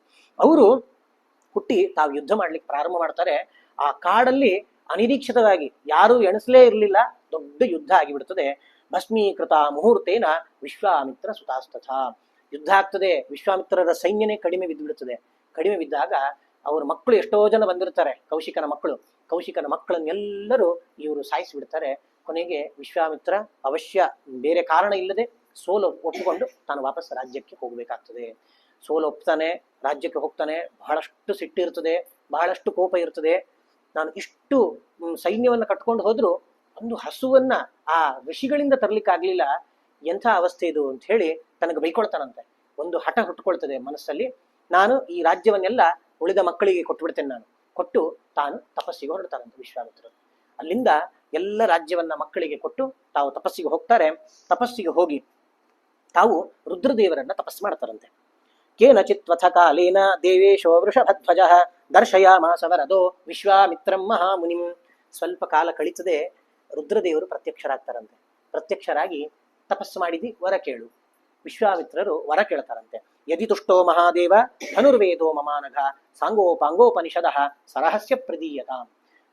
ರುದ್ರದೇವ, ನೀನು ಒಂದ್ ವೇಳೆ ನನ್ನ ತಪಸ್ಸಿನಿಂದ ತುಷ್ಟನಾಗಿದ್ದೇ ಆಗಿದ್ರೆ ನನಗೆ ಧನುರ್ವೇದ ಬೇಕು. ಎಂಥ ಧನುರ್ವೇದ? ಸಾಂಗೋಪಾಂಗೋಪನಿಷದಃ ಸರಹಸ್ಯ, ರಹಸ್ಯ ಸಹಿತವಾದ ಸಾಂಗೋಪಾಂಗದಿಂದ ಕೂಡಿದ ಇಡೀ ಧನುರ್ವಿದ್ಯೆ ನನಗೆ ನಿನ್ನಿಂದಾಗಿ ಬರಬೇಕು. ಅಷ್ಟೇ ಅಲ್ಲ, ಯಾನಿ ದೇವೇಶು ಶಾಸ್ತ್ರಾಣಿ ದಾನವೇಶು ಮಹರ್ಷಿಷು ಗಂಧರ್ವ ಯಕ್ಷ ರಕ್ಷಸ್ಸು ಪ್ರತಿಭಾಂತು ಮಮಾನಘ. ಯಾವುದೆಲ್ಲ ಅಸ್ತ್ರಗಳು ದೇವತೆಗಳಲ್ಲಿ ಇವೆಯೋ, ಯಾವುದೆಲ್ಲ ಅಸ್ತ್ರಗಳು ದೈತ್ಯರಲ್ಲಿ ಅಸುರರಲ್ಲಿ ಇವೆಯೋ, ಯಾಕಂದ್ರೆ ಕೆಲವೊಂದು ದೇವತೆಗಳಲ್ಲಿ ಅಸ್ತ್ರ ಇರುತ್ತದೆ, ಆ ಅಸ್ತ್ರಗಳು ದೈತ್ಯರಲ್ಲಿ ಇರುವುದಿಲ್ಲ. ದೈತ್ಯರಲ್ಲಿದ್ದ ಅಸ್ತ್ರಗಳು ಕೆಲವೊಂದು ದೇವತೆಗಳಲ್ಲಿ ಇರುವುದಿಲ್ಲ. ಹಾಗಾಗಿ ದೇವತೆಗಳಲ್ಲಿ, ಯಕ್ಷರಲ್ಲಿ, ರಾಕ್ಷಸರಲ್ಲಿ, ಗಂಧರ್ವರಲ್ಲಿ ಯಾರಲ್ಲಿ ಯಾವ್ಯಾವ ಅಸ್ತ್ರಗಳಿದೆಯೋ ನಿನ್ನ ಅನುಗ್ರಹದಿಂದ ಎಲ್ಲವೂ ಕೂಡ ನನಗೆ ಸ್ಮರಣೆಗೆ ಬರಬೇಕು, ಅದರ ಸಿದ್ಧಿ ನನಗೆ ಬರಬೇಕು ಅಂತ. ಹಿಂದೆ ರಾಮನಿಗೆ ಉಪದೇಶ ಕೊಡಬೇಕಾದ್ರೆ ಎಲ್ಲ ಅಸ್ತ್ರವನ್ನು ಕೊಟ್ಟರು. ವಸಿಷ್ಠರು ಆವಾಗಲೇ ಹೇಳಿದ್ರು ಅವರಿಗೆಲ್ಲ ಅಸ್ತ್ರ ಗೊತ್ತಿದೆ ವಿಶ್ವಾಮಿತ್ರ ಮಹರ್ಷಿಗೆ ಅಂತ. ಹಾಗಾಗಿ ಈ ರುದ್ರದೇವರ ಅನುಗ್ರಹದಿಂದ ಎಲ್ಲ ಅಸ್ತ್ರ, ಯಾವುದೆಲ್ಲ ಅಸ್ತ್ರ ಇದೆಯೋ ಅದೆಲ್ಲ ಅಸ್ತ್ರ ಈ ವಿಶ್ವಾಮಿತ್ರ ಮಹರ್ಷಿಗೆ ಗೊತ್ತಾಗ್ಲಿಕ್ಕೆ ಪ್ರಾರಂಭ ಆಗ್ತದೆ. ಇಷ್ಟಾದಾಗ ವಿಶ್ವಾಮಿತ್ರರ ತಪಸ್ಸು ಮುಗೀತು. ಎಲ್ಲ ಅಸ್ತ್ರಗಳ ಸಿದ್ಧಿಯನ್ನು ಪಡೆದು ಇನ್ನು ನಾನು ಹೋಗ್ತೇನೆ, ಆ ಶಬಲೆಯನ್ನು ತರ್ತೇನೆ, ವಸಿಷ್ಠರ ಈ ಆಶ್ರಮಕ್ಕೆ ಹೋಗಿ ನಾನು ಆಕ್ರಮಣ ಮಾಡ್ತೀನಿ ಅಂತ ಹೇಳಿ ವಸಿಷ್ಠರ ಆಶ್ರಮಕ್ಕೆ ಹೋಗ್ತಾನೆ. ತಥೋ ಗತ್ವಾಶ್ರಮ ಪದಂ ಮುಮೋಚಾಸ್ತ್ರಾಣಿ ಪಾರ್ಥಿವ ಯೈಸ್ತತ್ ತಪೋವನಂ ನಾಮ ನಿರ್ದಗ್ಧಂ ಚಾಸ್ತ್ರ ತೇಜಸ. ಆ ಕೌಶಿಕ ಬಂದ ಅಂತ ಗೊತ್ತಾಗ್ಬೇಕಲ್ಲ, ಬಂದಿದ್ದು ಗೊತ್ತಾಗಬೇಕು ಅಂತಾನೆ ಒಂದಿಷ್ಟು ಅಸ್ತ್ರಗಳನ್ನು ಬಿಟ್ಟು ಆ ಆಶ್ರಮದ ಪರಿಸರವನ್ನೆಲ್ಲ ಸುಟ್ಟಾಕ್ತಾನಂತೆ. ಏನು ಸುಡ್ತಾ ಇದೆ ಅಂತ ಹೇಳಿ ವಸಿಷ್ಠ ಮಹರ್ಷಿಗಳು ಅಲ್ಲಿಂದ ಹೊರಗೆ ಬರ್ತಾರಂತೆ. ಆ ವಸಿಷ್ಠರು ಬರಬೇಕಾದ್ರೆ ಏನೂ ಇಲ್ಲ, ಬಹಳ ಸಿಟ್ಟಿನಿಂದ ಘೋರವಾದಂತಹ ಮುಖ ವರ್ಚಸ್ಸನ್ನ ಹಾಕೊಂಡು ಕೈಯಲ್ಲಿ ಬ್ರಹ್ಮದಂಡವನ್ನು ಹಿಡ್ಕೊಂಡು ತಾವು ಹೊರಗೆ ಬರ್ತಾರಂತೆ. ಎದುರುಗಡೆ ನೋಡಿದ್ರೆ ವಿಶ್ವಾಮಿತ್ರ ನಿಂತಿದ್ದಾನೆ, ಕೌಶಿಕ ನಿಂತಿದ್ದಾನೆ. ಕೌಶಿಕ ನಿಂತವನೇ ಆ ವಸಿಷ್ಠರಿಗೆ ಹೇಳ್ತಾನಂತೆ, ಈಗ ನನ್ನೊಟ್ಟಿಗೆ ಯುದ್ಧ ಮಾಡ್ರಿ ಅಂತ ಹೇಳಿ ಆ ಕೌಶಿಕ ಏನ್ ಮಾಡ್ತಾನೆ, ಮೊದಲನೇದಾಗಿ ತಸ್ಯಾಸ್ತ್ರಂ ಗಾಧಿಪುತ್ರಸ್ಯ ಘೋರಂ ಆಗ್ನೇಯ ಉತ್ತಮಂ. ಘೋರವಾದಂತಹ ಆಗ್ನೇಯಾಸ್ತ್ರವನ್ನ ಆ ಕೌಶಿಕ ವಸಿಷ್ಠರ ಮೇಲೆ ಪ್ರಯೋಗ ಮಾಡ್ತಾನಂತೆ. ಎದುರುಗಡೆ ಕೌಶಿಕ ನಿಂತಿದ್ದಾನೆ, ಈ ಕಡೆ ವಸಿಷ್ಠರು ನಿರಾಯುಧರು ಬ್ರಹ್ಮದಂಡೆ ಹಿಡ್ಕೊಂಡು ಕೈಯಲ್ಲಿ ನಿಂತಿದ್ದಾರೆ ಅಷ್ಟೇ. ಎದುರುಗಡೆಯಿಂದ ಆ ಕೌಶಿಕನಾದಂತಹ ವಿಶ್ವಾಮಿತ್ರರು ಆಗ್ನೇಯಾಸ್ತ್ರವನ್ನು ಬಿಡ್ತಾರೆ. ಆ ಆಗ್ನೇಯಾಸ್ತ್ರ ಬರ್ತಾ ಇದೆ ಅಂತೆ. ಎಷ್ಟು ಅದರ ಜ್ವಾಲೆ ಇತ್ತೋ, ಆ ಬೇರೆಯವರು ಬಿಟ್ಟರೆ ಎಷ್ಟು ಜ್ವಲಿಸ್ತಿತ್ತೋ ಅದಕ್ಕಿಂತ ಹೆಚ್ಚಿನ ಜ್ವಾಲೆ ಅದರಲ್ಲಿ ಇತ್ತಂತೆ. ಯಾಕೆಂದ್ರೆ ತಪಸ್ಸಿನಿಂದ ಸಿದ್ಧಿಯಿಂದ ಬಂದಂತಹ ಅಸ್ತ್ರ ಅದು. ಬಹಳ ಜ್ವಲಿಸ್ತಾ ಈ ವಸಿಷ್ಠರ ಹತ್ರ ಬರ್ತಾ ಇದೆ. ವಸಿಷ್ಠರು ನಿರಾಯುಧರಾಗಿ ನಿಂತಿದ್ದಾರೆ. ಏನ್ ಮಾಡ್ತಾರೆ ವಸಿಷ್ಠರು? ಈ ವಿಶ್ವಾಮಿತ್ರ ಕಾಯ್ತಾ ಇದ್ದಾರೆ, ವಿಶ್ವಾಮಿತ್ರ ಮಹರ್ಷಿಗಳು ಕಾಯ್ತಾ ಇದ್ದಾರಂತೆ. ಈ ವಸಿಷ್ಠರು ಏನ್ ಮಾಡ್ತಾರೆ ನೋಡೋಣ. ಎದುರುಗಡೆ ಅಸ್ತ್ರನೂ ಇಲ್ಲ, ಏನೂ ಇಲ್ಲ ಅಂತ ಹೇಳಿ ನೋಡಿದ್ರೆ ವಸಿಷ್ಠರು ಅವರ ಕೈಯಲ್ಲಿದ್ದ ಬ್ರಹ್ಮದಂಡವನ್ನ ಎದುರುಗಡೆ ಇಡ್ತಾರಂತೆ. ಎದುರುಗಡೆ ಇಟ್ಟರೆ ಬ್ರಹ್ಮದಂಡೇನ ತಚ್ಛಾಂತಂ ಅಗ್ನೇರ್ ವೇಗ ಇವಾಂಭಸ. ಆ ಬ್ರಹ್ಮದಂಡ ಮಧ್ಯ ಇಟ್ಟಾಗ ಒಂದು ಏನೋ ಕೆಂಡ ಇರುತ್ತದೆ, ಕೆಂಡನ್ನು ತಗೊಂಡು ನೀರಿಗೆ ಹಾಕಿದ್ರೆ ಚುಸ್ ಅಂತ ಆರಿ ಹೋಗ್ಬಿಡ್ತದಲ್ಲ, ಆ ರೀತಿ ಅಷ್ಟು ಪ್ರಜ್ವಲಿಸುವಂತಹ ಆಗ್ನೇಯ ಅಸ್ತ್ರ ಬ್ರಹ್ಮದಂಡಕ್ಕೆ ತಾಕಿ ಆರೇ ಹೋಗಿಬಿಡ್ತದೆ. ಈ ವಿಶ್ವಾಮಿತ್ರ ಮಹರ್ಷಿಗಳಿಗೆ ಆಶ್ಚರ್ಯ, ಏನಿದು? ವಾರುಣಾಸ್ತ್ರ ಬಿಡ್ತಾರಂತೆ. ವಾರುಣಂ ಚೈವ ರೌದ್ರಂಚ ಐಂದ್ರಂ ಪಾಶುಪದಂ ತಥಾ ಐಶಿಕಂಚಾಪಿ ಚಿಕ್ಷೇಪ ಕುಪಿತೋ ಗಾಧಿನಂದನ. ಒಂದ್ರ ಮೇಲೆ ಒಂದು ಅಸ್ತ್ರ ಬಿಡ್ತಾ ಇದ್ದಾರೆ. ಇವ್ರೇನು ಇಲ್ಲ, ಬ್ರಹ್ಮದಂಡ ಎದುರುಗಡೆ ಇಟ್ಟು ಸುಮ್ಮನೆ ನಿಂತು ಬಿಟ್ಟಿದ್ದಾರೆ. ಆ ಬ್ರಹ್ಮದಂಡ ಎಲ್ಲ ಅಸ್ತ್ರಗಳನ್ನು ನುಂಗುತ್ತಾ ಇದೆ. ಕೊನೆಗೆ ಬ್ರಹ್ಮಾಸ್ತ್ರವನ್ನೇ ಪ್ರಯೋಗ ಮಾಡಿಬಿಡ್ತಾರಂತೆ. ಬ್ರಹ್ಮಾಸ್ತ್ರವನ್ನು ಪ್ರಯೋಗ ಮಾಡ್ತಾರೆ. ಬ್ರಹ್ಮಾಸ್ತ್ರ ಬರ್ತಾ ಇದೆ. ಈ ಕಡೆ ಬ್ರಹ್ಮದಂಡಕ್ಕೂ ಬ್ರಹ್ಮದೇವರೇ ಅಭಿಮಾನಿ, ಬ್ರಹ್ಮಾಸ್ತ್ರಕ್ಕೂ ಬ್ರಹ್ಮದೇವರೇ ಅಭಿಮಾನಿ. ಏನಾಗ್ತದೆ ನೋಡೋಣ ಅಂತ ಹೇಳಿ ಆ ಬ್ರಹ್ಮಾಸ್ತ್ರ ಬಂತಂತೆ. ಬ್ರಹ್ಮಾಸ್ತ್ರ ಬಂದು ಆ ಬ್ರಹ್ಮದಂಡಕ್ಕೆ ತಾಕಿ ಆ ಬ್ರಹ್ಮದಂಡ ಬ್ರಹ್ಮಾಸ್ತ್ರವನ್ನ ನುಂಗಿಬಿಡ್ತು. ಹಂಗಾಗಿ ಯಾಕೆ ಹಿಂಗಾಯ್ತು ಅಂದ್ರೆ ಈ ವಸಿಷ್ಠರ ತಪಶಕ್ತಿ ಆ ರೀತಿ ಅಷ್ಟಿತ್ತು. ಅಂದ್ರೆ ಈ ವಿಶ್ವಾಮಿತ್ರರು ಅಷ್ಟು ತಪಸ್ಸಿ ಮಾಡಿ ಪಡೆದಿದ್ರು ವಸಿಷ್ಠರಷ್ಟು ತಪಶಕ್ತಿ ವಿಶ್ವಾಮಿತ್ರರಿಗೆ ಇರಲಿಲ್ಲ, ಕೌಶಿಕನಿಗೆ ಇರಲಿಲ್ಲ. ಹಂಗಾಗಿ ಬಹಳ ಬೇಜಾರಾಯ್ತಂತೆ ವಿಶ್ವಾಮಿತ್ರ. ಏನು ಅವಸ್ಥೆ, ಇಷ್ಟು ಅಸ್ತ್ರಗಳನ್ನ ರುದ್ರದೇವರಿಂದ ಪಡೆದು ಎಲ್ಲಾ ಅಸ್ತ್ರಗಳನ್ನ ಪ್ರಯೋಗ ಮಾಡಿದ್ರು ಆ ಎದುರುಗಡೆ ಇರುವ ವ್ಯಕ್ತಿ ಏನೂ ಇಲ್ಲದೆ ಒಂದು ಬ್ರಹ್ಮದಂಡದಿಂದ ಇಷ್ಟೂ ಅಸ್ತ್ರಗಳನ್ನ ನುಂಗಿಬಿಟ್ನಲ್ಲಪ್ಪ, ಎಂಥ ಅವಸ್ಥೆ ಇದು ಅಂತ ಹೇಳಿ ವಿಶ್ವಾಮಿತ್ರ ಮಹರ್ಷಿಗಳು ಒಂದು ಮಾತು ಹೇಳ್ತಾರೆ. ದಿಗ್ಬಲಂ ಕ್ಷತ್ರಿಯ ಬಲಂ ಬ್ರಹ್ಮತೇಜೋ ಬಲಂ ಬಲಂ ಏಕೇನ ಬ್ರಹ್ಮದಂಡೇನ ಸರ್ವಾಸ್ತ್ರಾಣಿ ಹತಾನಿಮೆ. ಈ ಕ್ಷತ್ರಿಯರ ಬಲಕ್ಕೆ ಧಿಕ್ಕಾರ ಇರಲಿ. ಏನೋ ನಾವೆಲ್ಲ ಗೊತ್ತಿದೆ ನಮಗೆ, ನಾವು ಅಸ್ತ್ರ ಬಿಟ್ರೆ ಎಂಥವ್ರನ್ನೂ ಸಾಯಿಸ್ಬೋದು ಅಂತ ಅನ್ಕೊಂಡಿರುವವರು ನಾವು. ಅಂಥ ಕ್ಷತ್ರಿಯರ ಬಲಕ್ಕೆ ಧಿಕ್ಕಾರ ಇರಲಿ. ನಿಜವಾದ ಬಲ ಅಂತಂದ್ರೆ ಬ್ರಹ್ಮತೇಜೋ ಬಲಂ ಬಲಂ. ಆ ಎದುರುಗಡೆ ಇರುವ ಬ್ರಹ್ಮರ್ಷಿಗಳಾದ ವಸಿಷ್ಠರ ಬಲ ಏನಿದೆ ಅದೇ ನಿಜವಾದ ಬಲ. ಯಾಕೆ? ಬರೀ ಒಂದು ಬ್ರಹ್ಮದಂಡದಿಂದ ನಾನು ಬಿಟ್ಟ ಎಲ್ಲ ಅಸ್ತ್ರಗಳನ್ನು ಕೂಡ ಸಂಹಾರ ಮಾಡಿಬಿಟ್ರಲ್ಲ ಅಂತ ಹೇಳಿ ತದೇತತ್ ಪ್ರಸಮೀಕ್ಷ್ಯಾಹಂ ಪ್ರಸನ್ನೇಂದ್ರಿಯ ಮಾನಸಃ ತಪೋ ಮಹತ್ ಸಮಾಸ್ಥಾಸ್ಯೆ ಯದ್ವೈ ಬ್ರಹ್ಮತ್ವ ಕಾರಣಂ. ಓ, ಹಾಗಾದ್ರೆ ನಾನು ಕೂಡ ಬ್ರಹ್ಮರ್ಷಿ ಆಗ್ಬೇಕು. ಅವರು ಬ್ರಹ್ಮರ್ಷಿಗಳು, ವಸಿಷ್ಠ ಮಹರ್ಷಿಗಳು, ನಾನು ಕೂಡ ಬ್ರಹ್ಮರ್ಷಿ ಆಗ್ಬೇಕು ಅಂತ ಹೇಳಿ ತಾನು ತಪಸ್ಸಿಗೆ ಹೋಗ್ತಾನಂತ. ಮತ್ತೆ ಕೌಶಿಕ ತಪಸ್ಸಿಗೆ ಹೊರಟು ಪೂರ್ಣೇ ವರ್ಷ ಸಹಸ್ರೇತು ಬ್ರಹ್ಮ ಲೋಕಪಿತಾಮಹ. ವರ್ಷ ಸಹಸ್ರ ತಪಸ್ಸು ಮುಗಿತದೆ. ಬ್ರಹ್ಮದೇವರು ಆವಿರ್ಭಾವಗೊಳ್ತಾರೆ. ಬ್ರಹ್ಮದೇವರು ಅವರಿಗೆ ಆಶೀರ್ವಾದ ಮಾಡ್ತಾರಂತೆ. ಜಿತಾ ರಾಜರ್ಷಿ ಲೋಕಾಸ್ತೆ ತಪಸ್ಸಾ ಕುಶಿಕಾತ್ಮಜ. ಕುಶಿಕನ ಮಗ ಕೌಶಿಕನೇ, ನೀನು ಈ ತಪಸ್ಸು 1000 ವರ್ಷ ತಪಸ್ಸು ಮಾಡಿದೆಯಲ್ಲ, ನಿನ್ನಿಂದ ರಾಜರ್ಷಿ ಪದವಿ ಗೆಲ್ಲಲ್ಪಟ್ಟಿದೆ. ಹಾಗಾಗಿ ನೀನು ಬರೀ ರಾಜ ಅಷ್ಟೇ ಅಲ್ಲ, ಇನ್ನು ಋಷಿಯೂ ಕೂಡ. ಅದರಿಂದಾಗಿ ನಿನಗೆ ರಾಜರ್ಷಿ ಅನ್ನೋ ಬಿರುದು ನಿನಗಿನ ಮೇಲೆ ಸಿಗ್ತದೆ ಅಂತ ಬ್ರಹ್ಮದೇವರು ಹೇಳ್ತಾರೆ. ಆ ಕೌಶಿಕ ಜೋರಾಗಿ ನಕ್ಕೆ ಹೇಳ್ತಾರಂತೆ. ತಪಶ್ಚ ಸುಮಹತ್ ತಪ್ತಂ ರಾಜರ್ಷಿ ರೀತಿ ಮಾಮಿದು. ಬರೀ ಒಂದು ರಾಜರ್ಷಿ ಅನ್ನೋ ಹೆಸರಿಗೋಸ್ಕರ ಇಷ್ಟು ತಪಸ್ಸು ಮಾಡ್ಬೇಕಾಯ್ತಾ ನಾನು? ಹಾಗಾದ್ರೆ ನಾನು ಮಾಡಿದ ತಪಸ್ಸು ಸಾಕಾಗಿಲ್ಲ, ಮತ್ತೆ ತಪಸ್ಸಿಗೆ ಕೊಡ್ತೇನೆ ಅಂತ ಹೇಳಿ ಏವಂ ನಿಶ್ಚಿತ್ಯ ಮನಸ ಭೂಯ ಏವ ಮಹಾತಪಾಹ ತಪಶ್ಚಚಾರ ಧರ್ಮಾತ್ಮ ಕಾಕುಸ್ಥ ಪರಮಾತ್ಮವಾನ್. ಅವನಿಗೆ ನೆಮ್ಮದಿ ಇಲ್ಲ, ಸುಖ ಇಲ್ಲ, ಮತ್ತೆ ಹೋಗಿ ತಪಸ್ಸಿಗೆ ಕೊಡ್ತಾನೆ. ಕೌಶಿಕ ಮಹಾರಾಜ ತಪಸ್ಸಿಗೆ ಕೊಡ್ತಾನೆ. ತಪಸ್ಸು ಮಾಡ್ತಾನೆ. ಆ ತಪಸ್ಸಿನ ಪ್ರಭಾವ ಆಗ್ತಾ ಇದೆ. ಮಧ್ಯದಲ್ಲಿ ಒಂದು ಸನ್ನಿವೇಶ ನಡೀತದೆ. ಈ ವಸಿಷ್ಠರು ಆವಾಗ್ಲೂ ಸೂರ್ಯವಂಶಕ್ಕೆ ಕುಲಪುರೋಹಿತರು. ಆ ಸೂರ್ಯವಂಶದಲ್ಲಿ ಒಬ್ಬ ರಾಜ, ಅವನಿಗೆ ತ್ರಿಶಂಕು ಅಂತ ಹೆಸರು. ಆ ತ್ರಿಶಂಕುವಿಗೆ ಒಂದು ಆಸೆ ಇತ್ತು. ಏನು ಅಂತಂದ್ರೆ ಸಶರೀರವಾಗಿ ನಾನು ಸ್ವರ್ಗಕ್ಕೆ ಹೋಗ್ಬೇಕು ಅಂತ. ಒಂದು ಸ್ವರ್ಗದ ನಿಯಮ ಅಂತಂದ್ರೆ ಈ ಪಾಂಚಭೌತಿಕ ಶರೀರದಿಂದ ಸ್ವರ್ಗಕ್ಕೆ ಹೋಗ್ಲಿಕ್ಕೆ ಆಗುದಿಲ್ಲ. ಅಲ್ಲಿ ವಾಯವೀಯ ಶರೀರ, ಪಾಂಚಭೌತಿಕ ಶರೀರ ಅಂತಾದ್ರೆ ಹಿಂಗೆ ಮುಟ್ಟಬಹುದು ನಾವು. ಅಲ್ಲಿ ಸ್ವರ್ಗಲೋಕದ ಶರೀರ ಅದು ಮುಟ್ಲಿಕ್ಕೆ ಆಗಲ್ಲ. ಹಿಂಗೆ ಮುಟ್ಟಿದ್ರೆ ಗಾಳಿಯಲ್ಲಿ ಮುಟ್ಟದಂಗೆ ಇರ್ತದೆ. ಹಾಗಾಗಿ ಅಲ್ಲಿಗೆ ಯಾರು ಹಂಗೆ ಪಾಂಚಭೌತಿಕ ಶರೀರದಿಂದ ಹೋಗ್ಲಿಕ್ಕೆ ಆಗುದಿಲ್ಲ ಅಂತ ವಸಿಷ್ಠರು ಹೇಳ್ತಾರೆ. ಈಗ ವಸಿಷ್ಠ ಶಿಷ್ಯರ ಹತ್ರ ಎಲ್ಲ ಕೇಳ್ತಾನೆ ಅವನು ತ್ರಿಶಂಕು. ಒಂದು ಯಜ್ಞ ಮಾಡಿ ನನಗೆ ಹೆಂಗಾದ್ರೂ ಮಾಡಿ ಈ ಶರೀರದಿಂದ ಕಳಿಸ್ಬೇಕು ನೀವು. ಹುಚ್ಚುಚ್ಚರಂಗ್ ಮಾತಾಡ್ತಿಯಲ್ವ, ಅದು ಆಗುದಿಲ್ಲ. ನಿಂಗೆ ಏನು ಸ್ವರ್ಗಕ್ಕೆ ಹೋಗ್ಬೇಕಲ್ಲ, ಈ ಶರೀರ ಬಿಡು. ಶರೀರವನ್ನು ಸುಟ್ಟಾಗ ನಿನಗೆ ಬೇಕಾದ ಯಜ್ಞವನ್ನು ಮಾಡಿಸಿ ನಾವು ಸ್ವರ್ಗಕ್ಕೆ ಕಳಿಸ್ತೀವಿ ಅಂದ್ರೆ, ಇಲ್ಲ ನನಗೆ ಈ ಶರೀರ ಸಮೇತವಾಗಿ ಸ್ವರ್ಗಕ್ಕೆ ಹೋಗ್ಬೇಕು. ಅವನಿಗೆಲ್ಲ ಬೈದು ಕಳಿಸ್ತಾರೆ, ನೀವು ಹುಚ್ಚಿದಿ ನೀನು ಹೋಗೋ ಅಂತ. ಅವನು ತಪಸ್ಸು ಮಾಡುವಂತ ಈ ಕೌಶಿಕ ರಾಜ ವಿಶ್ವಾಮಿತ್ರರ ಬಳಿ ಬರ್ತಾನೆ. ಬಂದು ಅವನು ಹೇಳ್ತಾನೆ, ವಸಿಷ್ಠ ಮಹರ್ಷಿಗಳ ಹತ್ರ ಹೋಗಿದ್ದೆ, ಅವರ ಶಿಷ್ಯರ ಹತ್ರ ಹೋಗಿದ್ದೆ, ನನಗೆ ಸಶರೀರವಾಗಿ ಸ್ವರ್ಗಕ್ಕೆ ಹೋಗ್ಬೇಕಿತ್ತು, ಅವ್ರು ಆಗುದಿಲ್ಲ ಅಂತ ಹೇಳಿದ್ರು. ಅವನು ಬರೀ ನಾನು ಸಶರೀರವಾಗಿ ಸ್ವರ್ಗಕ್ಕೆ ಹೋಗ್ಬೇಕು ಅಂದ್ರೆ ವಿಶ್ವಾಮಿತ್ರರು ಇಲ್ಲ ಅಂತ ಕಳಿಸ್ತಿದ್ರು ಏನೋ. ವಸಿಷ್ಠರ ಹೆಸರು ಹೇಳಿ ವಸಿಷ್ಠರು ಹೇಳಿದ್ರೆ ಆಗುದಿಲ್ಲ ಅಂತ ಹೇಳಿದ್ರಲ್ಲ, ನಾನು ಮಾಡಿ ತೋರಿಸ್ತೇನೆ ನಿನಗೆ ಅಂತ ಹೇಳಿ ವಿಶ್ವಾಮಿತ್ರರು ಆ ತ್ರಿಶಂಕುವನ್ನ ಕರ್ಕೊಂಡು ಹೋದ್ರಂತೆ. ಒಂದು ದೊಡ್ಡ ಯಾಗ ಮಾಡಿಸಿದ್ರಂತೆ. ಯಾಗ ಮಾಡಿಸಿ ಯಾಗ ಮುಗೀತು, ಪೂರ್ಣಾಹುತಿ ಆಯ್ತು, ನಡಿ ಈ ಶರೀರದಿಂದಲೇ ಸಶರೀರನಾಗಿ ಸ್ವರ್ಗಕ್ಕೆ ಹೋಗು ನೀನು ಅಂತ ಹೇಳಿ ಇಲ್ಲಿಂದ ಭೂಲೋಕದಿಂದ ವಸಿಷ್ಠರು ಆ ಪುಣ್ಯ ಪ್ರಭಾವದಿಂದ ಅವನನ್ನ ಸ್ವರ್ಗಕ್ಕೆ ಕಳಿಸಿದ್ರು. ಸ್ವರ್ಗಕ್ಕೆ ಕಳಿಸಿದ್ರೆ ಅಲ್ಲಿ ದೇವಲೋಕದಲ್ಲಿ ಇಂದ್ರ ಬಿಡ್ಬೇಕಲ್ಲ, ಇಲ್ಲೆಲ್ಲ ಹಿಂಗ್ ಬರ್ಲಿಕ್ಕೆಲ್ಲ ಯೂನಿಫಾರ್ಮ್ ಹಾಕೊಂಡೇ ಬರ್ಬೇಕು ಅಂತ ಹೇಳದಂಗೆ ಸಶರೀರನಾಗಿ ಸ್ವರ್ಗಕ್ಕೆ ಎಂಟ್ರಿ ಇಲ್ಲ, ನಡಿ ಅಂತ ವಾಪಸ್ ಕಳಿಸ್ತಾರೆ. ಇವರು ತಮ್ಮ ತಪಶಕ್ತಿಯನ್ನ ಬಳಸಿ ವಿಶ್ವಾಮಿತ್ರರು, ನಾನು ತಪಸ್ಸು ಮಾಡಿದ್ದೇ ಸತ್ಯ ಅಂತ ಆದ್ರೆ ಹೋಗು ನೀನು ಅಂತ ಹೇಳಿ ಮತ್ತೆ ಕಳಿಸ್ತಾರೆ. ಅವನು ಹೋಗುದು ಬರುದು ಹಿಂಗೆ ಆಗ್ತಾ ಇದೆ. ವಿಶ್ವಾಮಿತ್ರರಿಗೆ ಸಿಟ್ಟು ಬರ್ತದೆ. ಸಿಟ್ಟು ಬಂದು, ನೀನು ಎಲ್ಲಿ ಈಗ ಬರ್ತಾ ಇದೆಯಲ್ಲ ಅಲ್ಲೇ ನಿಂತ್ಕೋ, ಅಂತರಿಕ್ಷದಲ್ಲೇ ನಿಲ್ಲು, ನಿನಗೆ ಸಶರೀರನಾಗಿ ಸ್ವರ್ಗಕ್ಕೆ ಹೋಗ್ಬೇಕು ಅಂತಲ್ಲ, ನೀನು ಇದ್ದ ಜಾಗದಲ್ಲೇ ನಾನು ಸ್ವರ್ಗವನ್ನ ಸೃಷ್ಟಿ ಮಾಡ್ತೀನಿ ಅಂತ ಹೇಳಿ ತಮ್ಮ ತಪಸ್ಸಿನ ಪ್ರಭಾವದಿಂದ ಅಲ್ಲಿ ಒಂದು ಅವಾಂತರ ಸ್ವರ್ಗವನ್ನೇ ಸೃಷ್ಟಿ ಮಾಡಿಬಿಟ್ರು ವಿಶ್ವಾಮಿತ್ರರು. ಅದು ಕೇವಲ ಅವನ ಹುಚ್ಚು ಬಯಕೆಗೋಸ್ಕರ ಇಡೀ ಅವಾಂತರ ಸ್ವರ್ಗ, ಅದು ಬೇರೆ ಯಾರಿಗೂ ಉಪಯೋಗ ಆಗುದಿಲ್ಲ, ಅದು ಕೇವಲ ತ್ರಿಶಂಕು ಸ್ವರ್ಗ ಅಂತ ಹೇಳಿ ಅವನ ಒಬ್ಬನಿಗೋಸ್ಕರ ವಿಶ್ವಾಮಿತ್ರ ಮಹರ್ಷಿಗಳು ಆ ಸ್ವರ್ಗವನ್ನ ಸೃಷ್ಟಿ ಮಾಡಿಕೊಟ್ರು ಅವನಿಗೆ. ಆ ಮಾತನ್ನ ಚಾಲೆಂಜ್ ಆಗಿ ವಸಿಷ್ಠರ ಕೈಲಿ ಆಗದೇ ಇರೋದನ್ನ ನಾನು ಮಾಡಿ ತೋರಿಸಿದೆ ಅಂತ ಹೇಳಿ ತಾನು ತ್ರಿಶಂಕು ಸ್ವರ್ಗವನ್ನ ಸೃಷ್ಟಿ ಮಾಡಿದ್ರು. ಆಮೇಲೆ ನನ್ನ ತಪಸ್ಸು ಸಾಕಾಗುವುದಿಲ್ಲ ಅಂತ ಅನಿಸ್ತಂತೆ. ಅವರ ಜೀವನ ಇಡೀ ವಿಶ್ವಾಮಿತ್ರರು ತಪಸ್ಸೇ ಮಾಡಿದ್ರು. ಮತ್ತೆ ಹೋಗ್ತಾರೆ ಪುಷ್ಕರ ತೀರ್ಥದಲ್ಲಿ ತಪಸ್ಸಿಗೆ ಕೂಡ್ತಾರೆ. ತಪಸ್ಸು ಜಾಸ್ತಿ ಆಯ್ತು ಅವ್ರದ್ದು. ಅಷ್ಟೊತ್ತಿಗೆ ದೇವತೆಗಳಿಗೆಲ್ಲ ಹೆದರಿಕೆ ಶುರು ಆಯ್ತಂತೆ. ಅಲ್ಲಿಂದ ಮೇನಕೆಯನ್ನ ಕಳಿಸಿದ್ರಂತೆ. ಮೇನಕೆ ಆ ಪುಷ್ಕರ ಸರೋವರದಲ್ಲಿ ಸ್ನಾನ ಮಾಡಬೇಕಾದ್ರೆ ವಿಶ್ವಾಮಿತ್ರರು ಆ ಮೇನಕೆಯನ್ನ ನೋಡಿ ಮನಸ್ಸಾಗ್ತದೆ, ತಾವೇ ಹೋಗಿ ಪ್ರಪೋಸ್ ಮಾಡ್ತಾರಂತೆ, ನನ್ನನ್ನು ಮದುವೆ ಆಗ್ಬೇಕು ನೀನು. ಆಯ್ತು ಅಂತ ಮದುವೆ ಆಗ್ತದೆ. ಮದುವೆ ಆಗಿ 10 ವರ್ಷ ಕಳೀತದಂತೆ. 10 ವರ್ಷ ಆ ಪುಷ್ಕರ ತೀರ್ಥದ ಹತ್ರನೇ ಇದ್ದು ಅವಳೊಟ್ಟಿಗೆ ವಿಹಾರ ಮಾಡ್ತಾರೆ. ಆಮೇಲೆ ಬುದ್ಧಿ ಭ್ರಮಣೆ ಆಗ್ತದೆ.